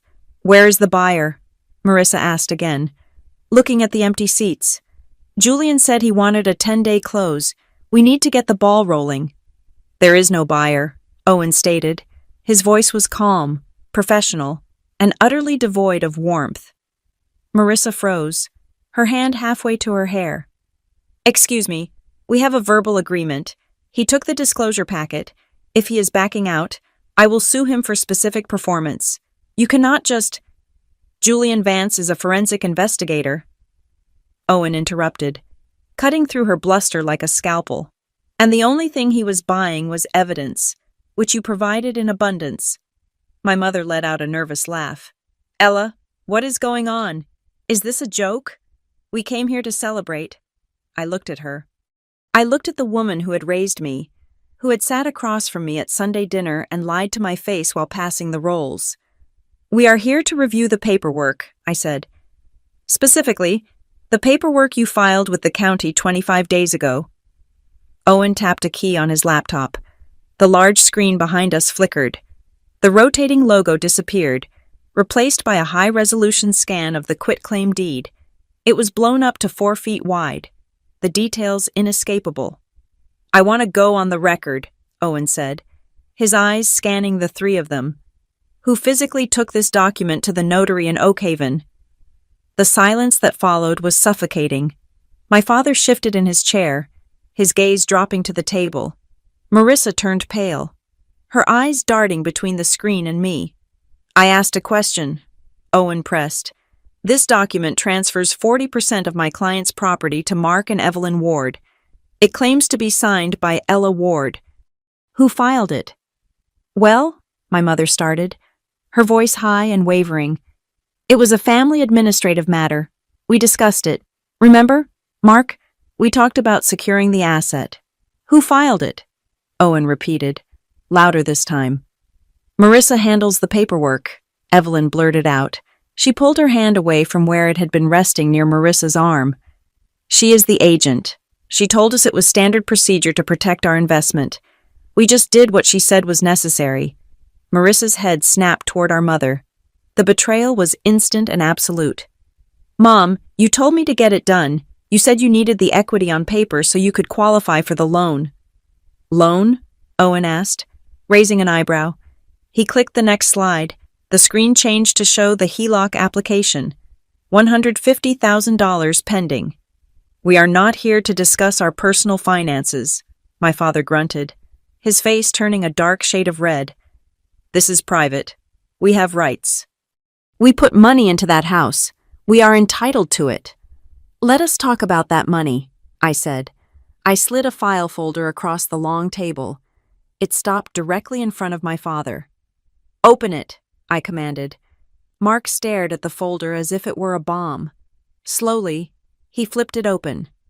"That is the amortization schedule for the $12,000 you gave me," I said. "And behind it are the bank statements for 60 months of payments, every single check, every single transfer, including the final payoff I sent 4 months ago." "We never," my father started, his voice rough. "Do not say you never received it." I cut him off. "I have the deposit receipts from your bank. I have the email where you asked for an interest rate adjustment. You treated me like a customer. Dad, you charged me interest. That makes it a loan, not an investment, and a loan that is paid off gives you 0% equity." "It does not matter," Marissa shrieked, slamming her hand on the table. The veneer of the professional was gone, replaced by pure panic. "Ella, stop being such a lawyer about this. Mom and Dad need the money. Who cares about the technicalities? You have a house worth $500,000 and you live alone. You are hoarding wealth while they are struggling." "So you forged my signature?" I asked softly. "I helped," Marissa yelled, tears springing to her eyes. "I was trying to help. Do you know how hard it is for them? They are seniors. They deserve a retirement. I signed it because I knew you would be too selfish to do it yourself. I did what had to be done to save the family." "You committed a felony," Owen corrected. "You committed forgery. You committed filing a false instrument. And by the way, you did it while unlicensed." He clicked the screen again. The video from the hidden camera in my kitchen began to play. Marissa's voice filled the room, clear and damning. "I watched her sign it myself. Then I drove it down to Gary." Marissa gasped. She covered her mouth with her hand, shrinking back into her chair. "That is me," Marissa whispered. "You recorded me in my home," I said, "where you were trying to sell property you do not own to a man you thought was a fool." "This is entrapment," my father shouted, standing up. "You cannot do this to your sister. We are your parents." "Sit down, Mr. Ward," Owen said. His voice wasn't loud, but it had the weight of an anvil. "Unless you want to discuss the perjury charges you will face if you claim under oath that you witnessed that signature." My father sank back down. He looked defeated, The bluster was gone. He looked old. Why? I asked him. I looked directly into his eyes. Why $150,000? Why now you have your pension? You have Social Security. You have your house. Why did you need to steal mine? My father looked at my mother. Evelyn was weeping silently, dabbing her eyes with a tissue, refusing to look at anyone. Tell her. Mark, my mother whispered. She's going to send us to jail. Just tell her. My father let out a long, shuddering breath. He placed his hands on the table and clasped them together, the knuckles white. I am being sued, he said. The words were so quiet I almost missed them. Sued for what? I asked. Do you remember Uncle Jerry? He asked. From the lodge. The guy who sells solar panels. He needed a guarantor, my father said, his voice trembling. For a business loan, 2 years ago, he said it was a sure thing. Government contracts, easy money. I co-signed. I closed my eyes. I saw it all. The predatory lenders, the smooth-talking friend, the gullible retiree who wanted to feel important. He defaulted, I guessed. He disappeared, my father corrected. 6 months ago, the bank came after me. They are calling the note, $140,000, plus legal fees. If I do not pay, they are going to put a lien on our house. They are going to take your mother's car. They are going to garnish my pension. He looked up at me, his eyes wet. We were going to lose everything, Ella, everything we worked for. So you decided to take what I worked for instead, I said. We were going to pay you back, Marissa interjected, trying to pivot back to the hero narrative. That was the plan. We take the HELOC on your house, pay off Dad's debt, and then when the market goes up next spring, we sell your place, pay off the HELOC, and give you the rest. It was a bridge loan, just like they gave you. Without asking me, I said, without my consent, you were going to saddle me with $150,000 of debt, ruin my credit, and force me to move, all to cover up Dad's bad business decision. We were trying to protect you from the stress, my mother sobbed. We didn't want you to worry about us. No, I said, standing up. You didn't want the embarrassment. You didn't want to admit that you made a mistake, so you decided that my property was actually your safety net. I walked over to the window. The city looked small from up here. The cars were just little metal specks. You know what the worst part is? I asked, turning back to face them. If you had asked me if you had just come to me and said, Ella, we are in trouble. We are going to lose the house. I would have helped. I have savings. I could have taken out a legitimate loan. I would have done it because I loved you. They looked up, hope flickering in their eyes. But you didn't ask, I continued, my voice hardening into steel. You stole, you lied, you forged, you brought a stranger into my home to photograph my bedroom. You tried to gaslight me into believing I owed you. Ella, please, my father pleaded. I am scared. I cannot be homeless at 70. You won't be homeless, I said. But you are not getting my house, I nodded to Owen. Here is the situation, Owen said, sliding a new document across the table. It was a settlement agreement. We have prepared a revocation of the quitclaim deed. You are going to sign it right now, in front of a legitimate notary I have waiting in the next room. This will restore the title to Ella Ward as the sole owner. Okay, my father said quickly. We will sign. Immediately. Second, Owen continued, Marissa, you are going to sign a voluntary surrender of your real estate license. I know it is already inactive, but this prevents you from ever renewing it. You are done in this industry. What? Marissa gasped. No, that is my career. That is how I make a living. You don't make a living, I said brutally.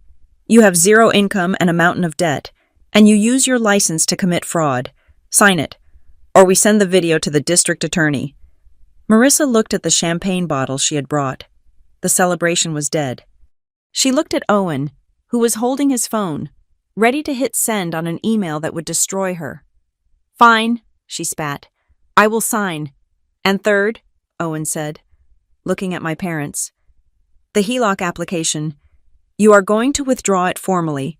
and you are going to sign an affidavit stating that the previous application contained false information regarding ownership. But the debt, my father whispered. The lawsuit. What do I do? That is not my client's problem, Owen said cold-heartedly. However, because Ella is more generous than I advised her to be. He looked at me. I took a deep breath. I will not give you money, I said, but I will pay for a bankruptcy attorney, a real one, not one of your friends from the lodge. You can file for Chapter 13. You can restructure the debt. You might save your house, but you have to do it legally, and you have to do it without me. Bankruptcy. My mother looked horrified. But the neighbors, the shame. The shame is better than prison, I said. And make no mistake, if you ever try to touch my title again, if I ever see another document with my name on it that I didn't sign, I will not call Owen, I will call the police, and I will press charges. Is that clear? My father nodded slowly. He looked at the amortization schedule of the $12,000, the money he had used to justify his entitlement. He pushed it away. It is clear, he said. Good, Owen said. He pressed a button on the intercom. Send in the notary. The door opened. A woman in a gray suit walked in with a stamp and a logbook. I watched as they signed. I watched my father's hand shake as he signed the deed revocation. I watched Marissa cry silent, angry tears as she signed the surrender of her license. I watched my mother look at the floor, unable to meet my gaze. They had walked in as a united front, arrogant and entitled. They were leaving as three broken individuals, stripped of their delusions. I didn't feel happy. I didn't feel triumphant. I felt a profound, hollow sadness. I had saved my house. I had protected my future. But I had lost the illusion that I had a family who cared about me more than they cared about their own survival. When the last signature was dried, I stood up. You can leave now, I said. Ella, my mother said, standing up shakily. Sunday dinner, we can just talk. No, I said. I think I will be eating alone for a while. They shuffled out of the room. Marissa forgot her champagne. It sat on the table, warm and unopened, a monument to a victory that never happened. Owen closed the folder. You handled that well. Did I asked, looking at the empty chairs. You established boundaries, Owen said. It is painful, but it is necessary. They were drowning, Ella, and they were climbing on your shoulders to breathe. I nodded. I looked at the screen, where the image of the forged deed was still displayed. Delete it, I said. Delete it all. Done, Owen said. But I knew that while the file could be deleted, the memory of seeing my own parents rationalize my destruction would stay with me forever. I had my house, but the home I thought I had grown up in, that was gone. The days following the confrontation in Owen's office should have felt like a victory lap. I had the confession. I had the signed revocation. I had stopped the immediate theft of my equity. But victory in a family war does not feel like winning. It feels like surviving a car crash where you are the only one who walked away. But you still have to look at the wreckage. Owen was ruthless in his efficiency. On Monday morning, he filed the emergency title freeze with the county recorder. It was a legal straitjacket for my property, ensuring that no document, not a deed, not a lien, not even a permit could be recorded against my parcel number without my direct, notarized consent and a court order. Simultaneously, he sent a formal notice of fraud to Centennial Trust, the lender my parents had tried to use for the HELOC. The letter was brutal. It attached the affidavit my parents had signed under duress, admitting the application contained false information. The loan was dead before it ever left underwriting. My role was different. Owen handled the defense. I had to handle the offense. I sat at my desk, staring at the website for the Colorado Division of Real Estate. The complaint form was long and tedious, asking for specific statutes violated. I didn't need to look them up. I knew them by heart now. Complaint against Marissa Ward, inactive licensee, nature of violation, unlicensed practice, misrepresentation, facilitation of fraudulent instrument. I uploaded the video file of Marissa claiming to be licensed and in good standing. I uploaded the email where she conspired with the notary. Clicking submit felt like pulling a trigger. I wasn't just reporting a bad agent. I was ending my sister's career. I was taking the thing she defined herself by her status, her top producer persona, and I was dismantling it. Next came the police report. Owen had advised me to update the initial report with the new evidence. I went to the station in person. The desk sergeant, a tired-looking man named Officer Miller, looked at the stack of documents I placed on the counter. "This is the supplemental," he asked. "Yes," I said, "including a confession regarding the forgery." He flipped through the transcript Owen's paralegal had prepared. "Your sister?" he asked, looking up. "Yes." "And your parents?" "Yes." He shook his head. "Cold world. Ms. Ward. Very cold." He stamped the file. "Received." That stamp was the line in the sand. It moved the issue from civil dispute to criminal investigation. The police might not arrest them today, but the file was open. If they ever tried this again, if they ever scammed another person, this record would be there waiting for them. The backlash was immediate. My phone began to ring at 6:00 p.m. It was my mother. I let it go to voicemail. At 6:15 p.m., my father called. Voicemail. At 6:30 p.m., the text started. "Mom. Ella, please pick up. The bank called Dad about the bankruptcy lawyer you mentioned. Are you really making us do this? Dad, we fixed the deed. Why are you still punishing us? We are family. Marissa, you reported me to the commission. Are you insane? I can't even work as an assistant now. You are ruining my life over a piece of paper I sat on my couch." The phone buzzing against the cushion like an angry hornet. The guilt was a physical weight in my chest. It whispered that I was being too harsh. It whispered that they were old, that they were desperate, that Marissa was just stupid, not evil. But then I looked at the wall where I had rehung my framed deed, the real one, and I remembered the feeling of seeing my signature forged. I remembered the cold calculation of the HELOC application. I picked up the phone and typed a single message to the group chat. "Ella, I am not punishing you. I am protecting myself. You committed crimes? You tried to steal $150,000 from me. If this was a stranger, they would be in jail. Being family does not give you immunity. Family should mean you protect each other, not prey on each other. Family means you follow the law." I hit send. The response was immediate. Marissa called. I stared at the screen for a moment, then answered. I needed to hear it. I needed to know if there was any remorse, any understanding of the gravity of what she had done. "What is wrong with you?" Marissa screamed the moment the line connected. She sounded hysterical. "I just got an email from the commission notifying me of an investigation. They are going to pull my license permanently. I will be blacklisted." "You should have thought of that before you forged a deed," I said calmly. "I didn't steal anything," she shrieked. "The house is still there. You didn't lose a dime. Why do you have to be so vindictive? You are so selfish. Ella, you sit in that big house all alone, with no kids, no husband, just your money, and you can't even help your own parents." "I am helping them," I said. "I am paying for their bankruptcy lawyer, which is more than they deserve." "You are humiliating them," Marissa yelled. "And you are destroying me. I have debts.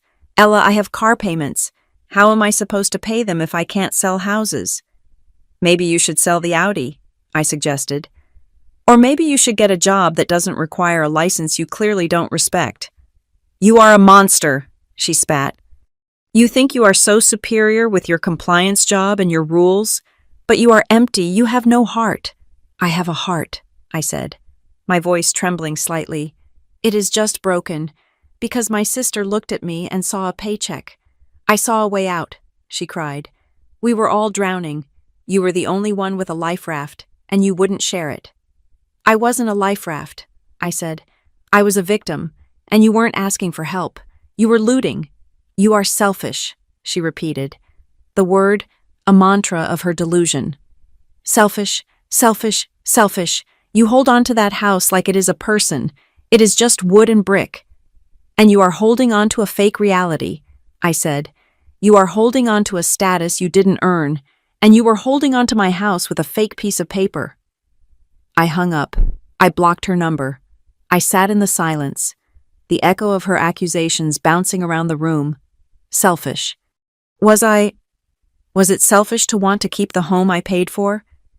Was it selfish to refuse to be the collateral for my father's bad debts? No, that was the gaslighting. That was the weapon they used to keep me compliant. My phone buzzed again. It was Owen. "Owen, new development. I need you to check your email." I opened my laptop. Owen had forwarded a report from his private investigator. Julian. Subject: additional findings. MLS backchannels. Ella. While we were digging into Marissa's activity, Julian found something disturbing. It turns out she wasn't just relying on the public MLS. There is a private Facebook group for off-market pocket listings in the Denver metro area. It is used by wholesalers and flippers to move properties quickly, usually for cash, bypassing the standard market scrutiny. Attached is a screenshot from 4 days ago. I opened the attachment. It was a post from Sarah Jenkins, the profile Marissa was using. Post: hot off-market deal in Westbridge. 3-bed, 2-bath. Motivated sellers. Title issues being resolved. Seeking cash buyer, willing to close with quitclaim. Price $480K for quick sale. DM for details. $480,000. She was willing to sell it for $40,000 less than the market value she had quoted me. She was discounting my home to move it fast, specifically targeting cash buyers who were willing to overlook title issues. The date on the post was 2 days before the Sunday dinner. They had been trying to sell it out from under me before they even told me they wanted to sell it. They were actively marketing it to sharks. If one of those cash buyers had bitten, if they had found someone shady enough to accept the forged deed, I could have come home from work to find the locks changed and a stranger living in my living room. This wasn't just a desperate scramble. This was a premeditated liquidation. I felt a cold sweat break out on my neck. The betrayal went deeper than I thought. They weren't just incompetent, they were malicious. They were willing to throw me to the wolves, the "we buy ugly houses" crowd, just to get their hands on the cash a few days earlier. And there was more. Owen's email continued. Also regarding the notary. Gary Sunev. I pulled his record.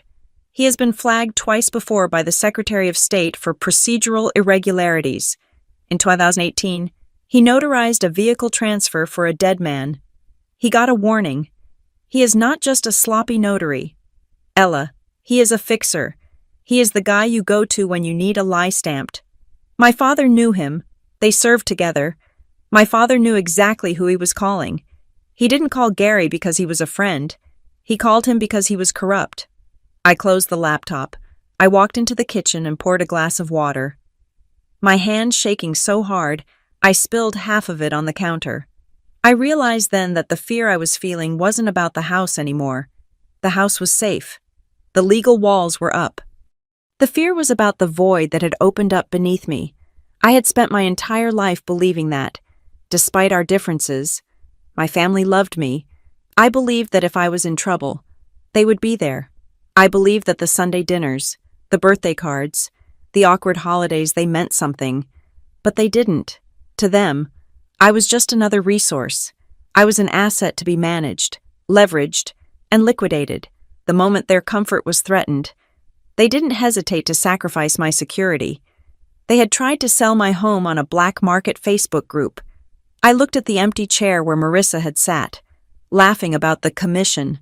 I looked at the spot where my father had sat, demanding family rights. They were strangers.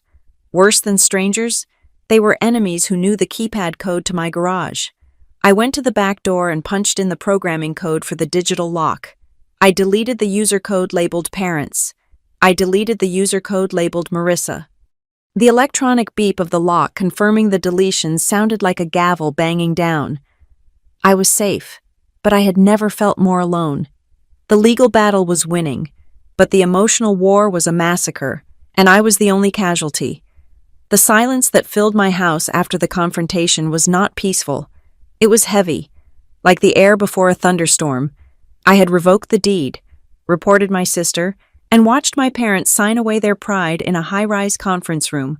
I thought I had reached the bottom of the well. I thought I had seen the entire architecture of their betrayal. I was wrong. The floor was about to drop out from under me again. It was Wednesday morning, 3 days after the meeting, when Owen Price called. He did not use his usual crisp, professional greeting. "Ella," he said, his voice tight, "we just got the full file from Centennial Trust, the lender your parents applied to." "I thought that was over," I said, putting down my coffee cup. "They withdrew the application. We sent the fraud notice." "It is over," Owen said, "but you need to see how they got as far as they did. I sent you a secure PDF. Open it. Page 12. I opened my laptop, my fingers feeling cold against the trackpad. I downloaded the file and scrolled down. Page 12 was a document titled Specific Power of Attorney. It was dated 25 days ago, the same day as the forged quitclaim deed. I, Ella Ward, hereby appoint Evelyn Ward as my attorney in fact, with full power and authority to encumber, mortgage, or sell the property located at my address. At the bottom was my signature, again, that same looped, shaky forgery that Marissa had tried to pass off as mine, and next to it, the notary stamp of Gary Sunev. "They forged a power of attorney," I whispered. "That is how they were going to do the closing without me." "Exactly," Owen said. "Marissa knew she couldn't drag you to a closing table. So she created a legal loophole where Mom could sign for you, but that is not the twist. Ella, look at the disbursement instructions on the loan application. Page 15. I scrolled down. Usually, when you take out a home equity line of credit, the funds are available via a checkbook or transferred into the borrower's personal checking account. I expected to see my parents' joint account number listed, the one I had paid my loan into for 5 years. I did not see their names. Wire instructions for initial draw, $150,000. Beneficiary name, Sunridge Renovations, LLC, Bank Regional West Bank. Sunridge Renovations. I read the name aloud. Who is that? A contractor. That is what I wondered, Owen said. So I ran a corporate search with the Colorado Secretary of State.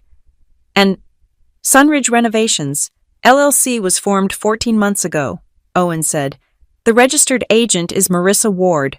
The room spun. Marissa, I asked. Marissa owns the company receiving the money. She is the sole member, Owen confirmed. I dug a little deeper. I had Julian pull the permits associated with that LLC. Marissa bought a distressed property on the east side of town last year. A fixer-upper. She took out a hard money loan, high interest, short-term, to buy it and renovate it. She was trying to flip it. Let me guess, I said, the nausea rising in my throat. The flip failed. Catastrophically, Owen said. The project is stalled. There are stop work orders from the city for unpermitted electrical work, and there are 3 mechanics' liens filed against the property from unpaid contractors. She owes the hard money lender a balloon payment of $120,000 that was due last month. She is facing foreclosure on her investment property. I sat back, staring at the screen. The pieces of the puzzle shifted, forming a picture that was far uglier than simple parental desperation. My father had told me he needed money because he was being sued for his co-signed loan. That was likely true. My parents were indeed in financial trouble. But Marissa had hijacked their crisis. She played them, I realized. Owen, she played them. How do you mean? Dad needed money for his lawsuit, I reasoned, my mind racing through the logic of the con. He was panicked. Marissa stepped in as the savior. She probably told them, "We will take out a loan on Ella's house to pay off your debt." But the wire instructions, the money wasn't going to Dad. It was going to Sunridge. She was going to pay off her own hard money loan first, Owen surmised. She probably promised them she would finish her flip, sell it for a profit, and then give them the cash for Dad's lawsuit. She was using your equity to bail out her failed business, using Dad's panic as the moral justification. She used my parents as a shield, I said. The anger that flared in me was white hot. She knew I would hesitate to sue Mom and Dad, She knew I would feel guilty about Dad's retirement, so she put their names on the quitclaim. She put Mom's name on the power of attorney, but the money was going straight to her LLC. It explains why she was so desperate to sell your house when the HELOC got delayed, Owen said. She has contractors breathing down her neck. She needs cash, and she needs it yesterday.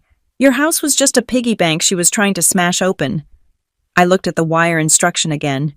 Sunridge Renovations, a generic name designed to look like a legitimate vendor. My parents probably didn't even read the fine print. Marissa likely told them, "Oh, that is just the escrow company," or "That is the account we use for tax purposes." And they believed her, because she was the successful one, the top producer. "She didn't just steal my identity," I said, my voice shaking. "She embezzled from our parents. She set them up to take the fall for a felony so she could pay off her bad real estate gamble." "It changes the narrative," Owen said. "Your parents are co-conspirators. Yes, they signed the documents, but Marissa is the architect. This is sophisticated fraud. Ella, she created a shell company, forged a power of attorney, and manipulated two elderly people into committing a crime to cover her own insolvency." "I want to see the property," I said suddenly. "What?" "The flip," I said. "The house she bought. I want to see what my life was being sold to pay for." "I will send you the address," Owen said, "but do not get out of the car, and do not engage." 40 minutes later, I parked my sedan across the street from a dilapidated ranch-style house on the east side of Westbridge. The address matched the one Owen had sent for Sunridge Renovations. It was a wreck. A dumpster sat in the driveway, overflowing with debris. The windows were covered in plywood. A bright orange sticker was slapped on the front door. "Stop work order. Code violation." This was it. This was Marissa's empire. This was the top producer lifestyle. A half-finished, rotting house that she couldn't afford to fix and couldn't afford to sell. I imagined my sister standing in this driveway, looking at this disaster, and realizing she was ruined. And instead of owning it, instead of declaring bankruptcy or asking for help, she turned her eyes toward my home. She looked at my stability, my paid-off renovations, my clean title, and she decided she was entitled to burn it all down to save herself. I looked at the house, and I didn't see a business failure. I saw malice. My phone rang. It was my mother. I stared at the screen. I hadn't spoken to her since they left the office. I took a deep breath and answered. "Ella." Her voice was small, fearful. "I know about Sunridge Renovations," I said. I didn't say hello. I went straight for the jugular. There was a silence on the other end, a long, confused silence. "Sun what?" Evelyn asked. "What is that?" "The company Marissa set up," I said. "The company that was going to receive the $150,000 from the loan on my house. Did you know the money was going there?" "No," Mom said, her voice trembling. "Marissa said she said the money would go into an escrow account. She said she would manage it to pay off your father's settlement and then invest the rest to pay back the loan." "She lied to you, Mom," I said. "Sunridge is her failed house-flipping business.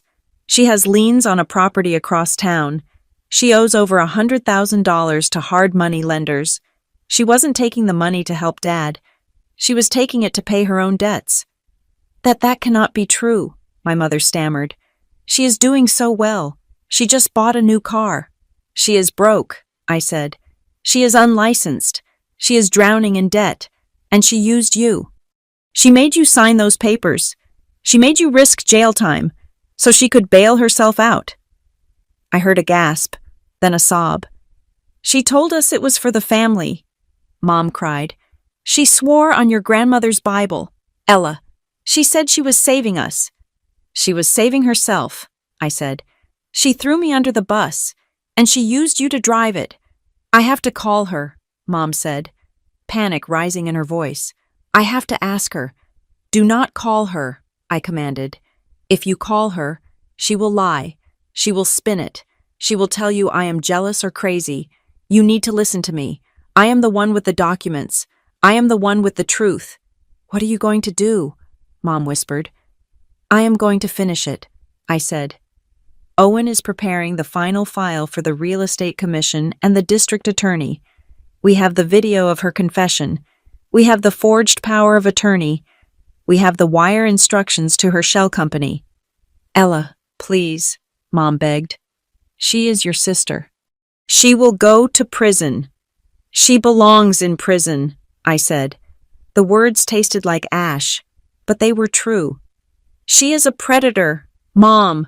She preyed on me. She preyed on you.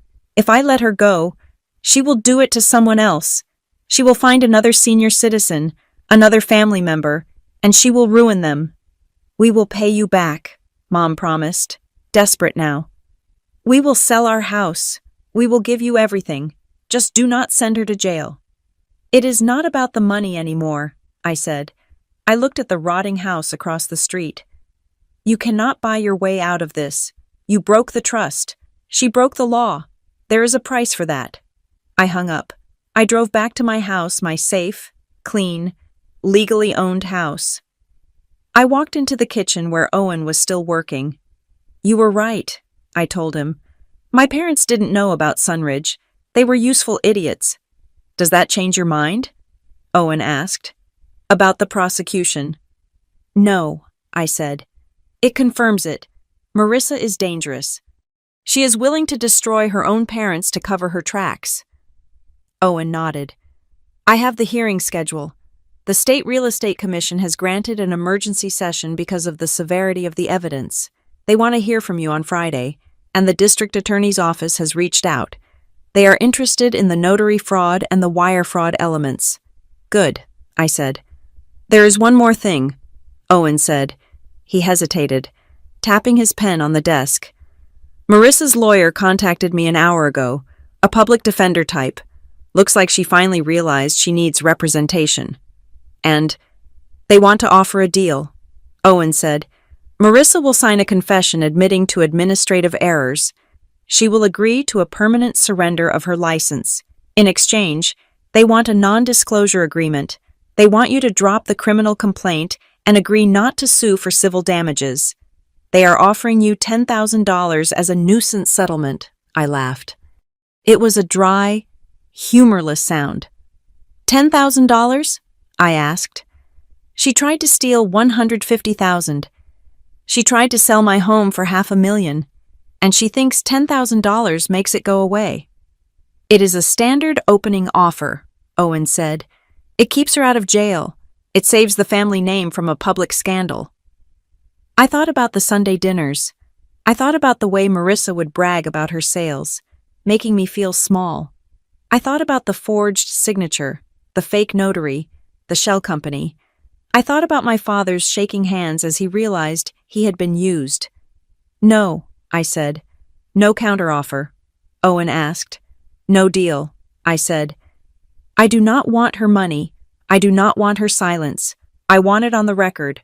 I want every real estate agent, every lender, and every title company in Colorado to know what she did. I want to make sure she never touches a contract again. If we go to the hearing, Owen warned, it will be public. Your parents will likely be called to testify. It will be ugly. It is already ugly, I said. Now it just needs to be truthful. I walked over to the fridge and pulled out a bottle of water. I felt a strange sense of calm. The confusion was gone. The guilt was gone. Tell the DA we are cooperating fully, I said. Tell the commission I will be there on Friday, and tell Marissa's lawyer that the only thing I will sign is her sentencing transcript.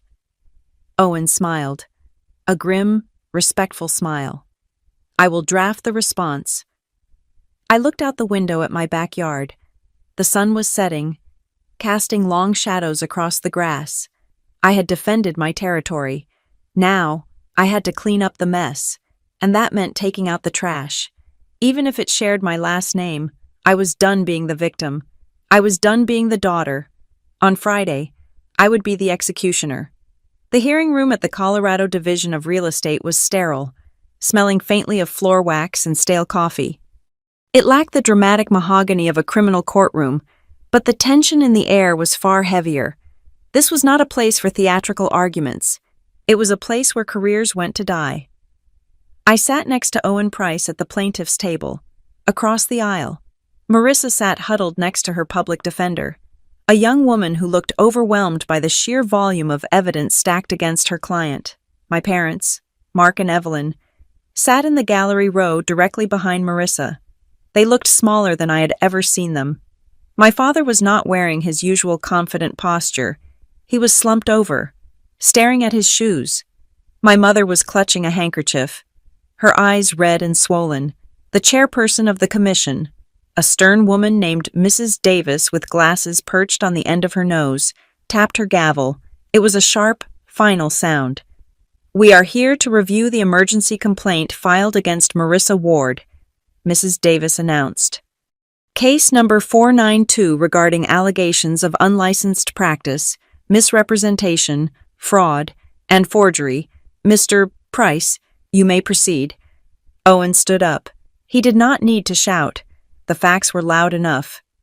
"Commissioners," Owen began, his voice steady, "we are not here to debate a family misunderstanding.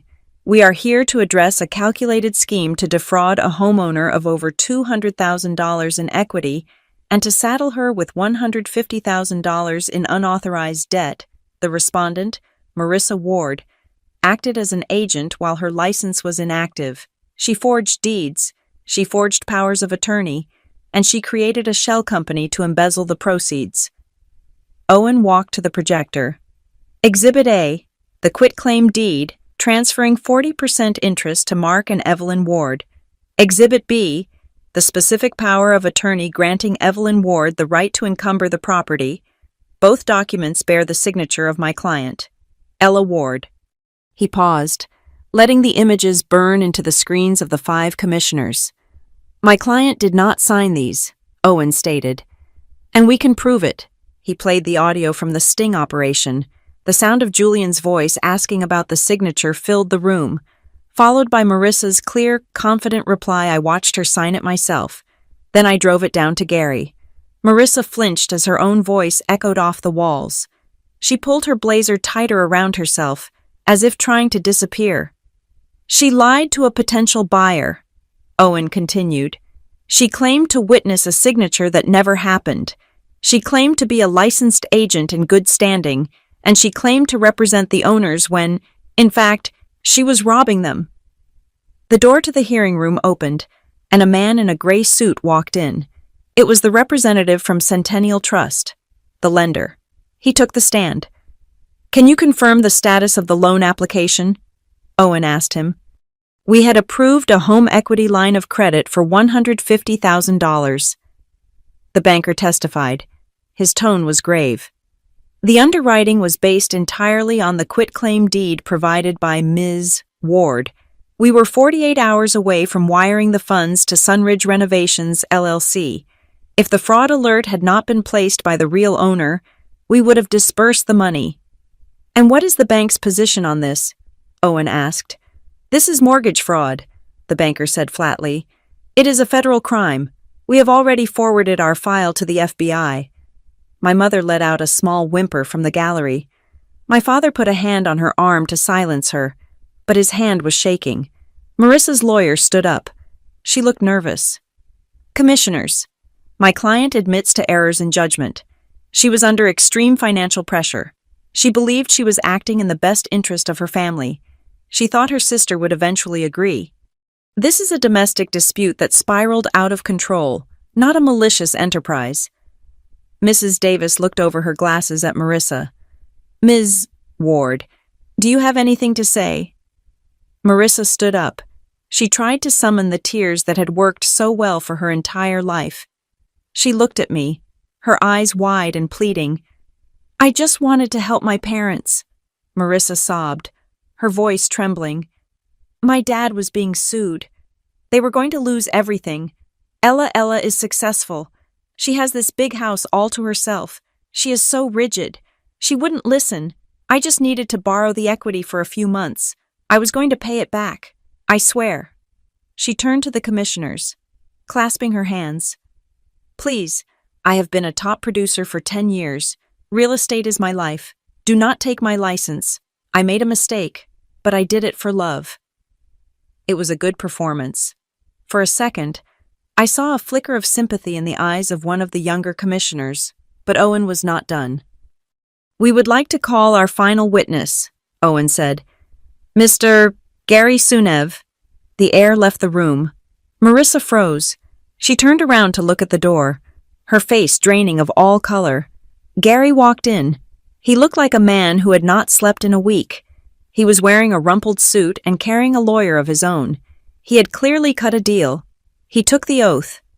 "Mr. Sunev," Owen asked, "you notarized the quitclaim deed and the power of attorney in question. Did Ella Ward appear before you?" Gary looked at me. He looked at Marissa. He swallowed hard. "No," Gary said. "Then who signed the book?" Owen asked. "Marissa came to my office in Oakhaven," Gary said, his voice raspy. "She said her sister was sick and couldn't travel, but she said she brought her—" "She brought her?" Owen repeated. "Who did she bring?" "She brought a woman," Gary said. "Blonde, about 30. She had a fake ID with the name Ella Ward on it. Marissa told me it was her sister. She told me the ID was real. The woman signed the book. Marissa signed as the witness." The room went dead silent. It wasn't just a forged signature. It wasn't just a lie told over the phone. Marissa had hired an imposter. She had found someone, coached them, provided them with a fake ID, and driven them 3 hours to Oakhaven to physically impersonate me. My mother gasped, loud enough to be heard by everyone. "Marissa," she whispered. "You said Ella signed it at the table." Marissa didn't answer. She stared straight ahead. Her jaw locked. "So to be clear," Mrs. Davis said, her voice icy. "The respondent did not just fudge paperwork. She staged a fraudulent signing event with a decoy." "Yes, ma'am," Gary said. "I didn't know until the investigator showed me the real Ella Ward's picture today. That is when I knew I had been played." That was the nail in the coffin. The "I did it for family" defense crumbled instantly. You do not hire an actress and forge government identification cards for family love. You do it for criminal gain. Mrs. Davis didn't even need to consult with the other commissioners. She wrote something on her notepad and looked up. "The commission has heard enough," she said. She looked at Marissa with pure disgust.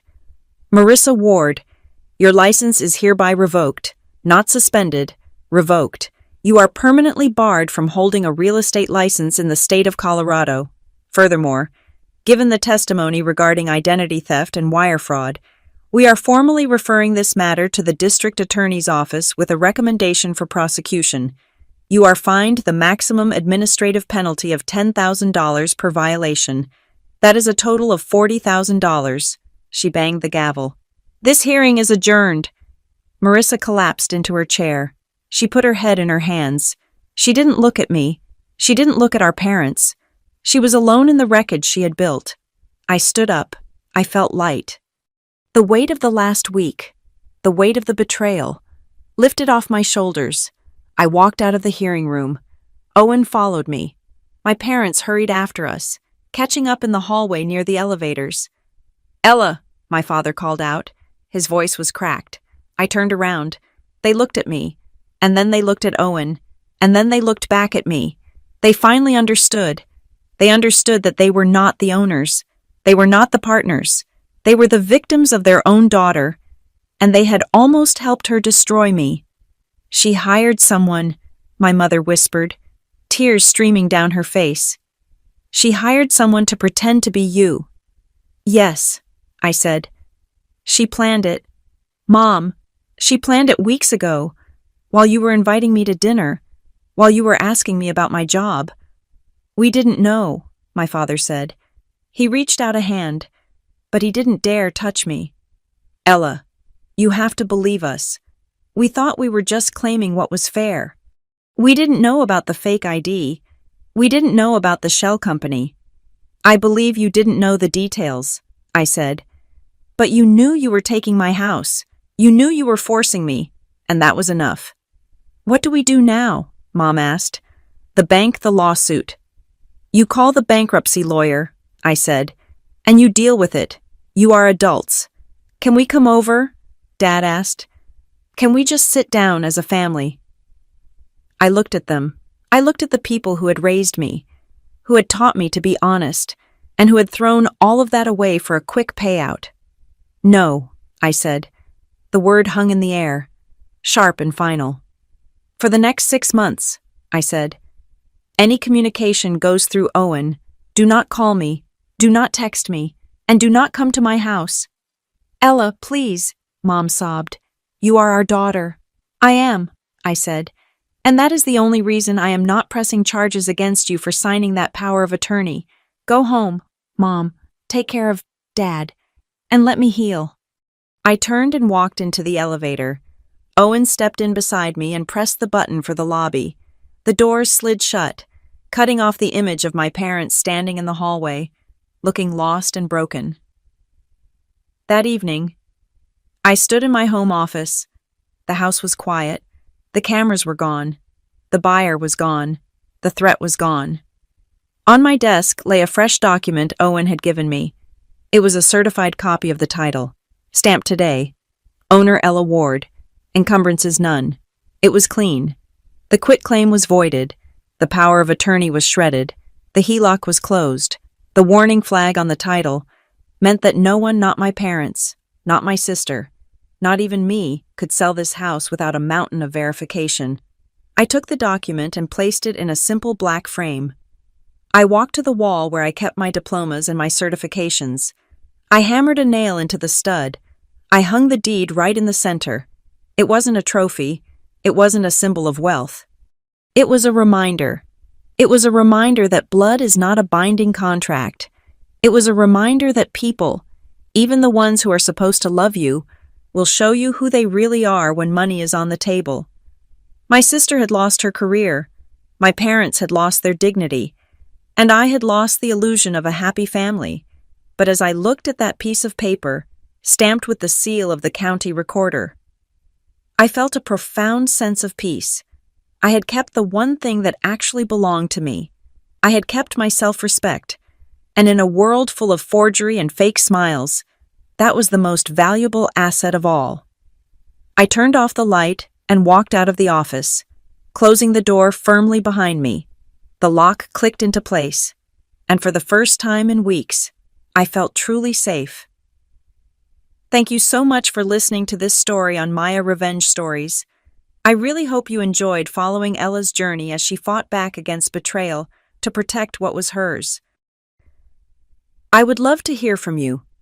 Please comment down below and tell me where you are listening from. Are you tuning in from the US, the UK, the Philippines, or somewhere else? Let's get a conversation going in the comments section. If you enjoyed this story, please hit that like button, subscribe to the channel, and smash the hype button to help this video reach more people who love a good justice drama. Your support means the world to us. See you in the next story.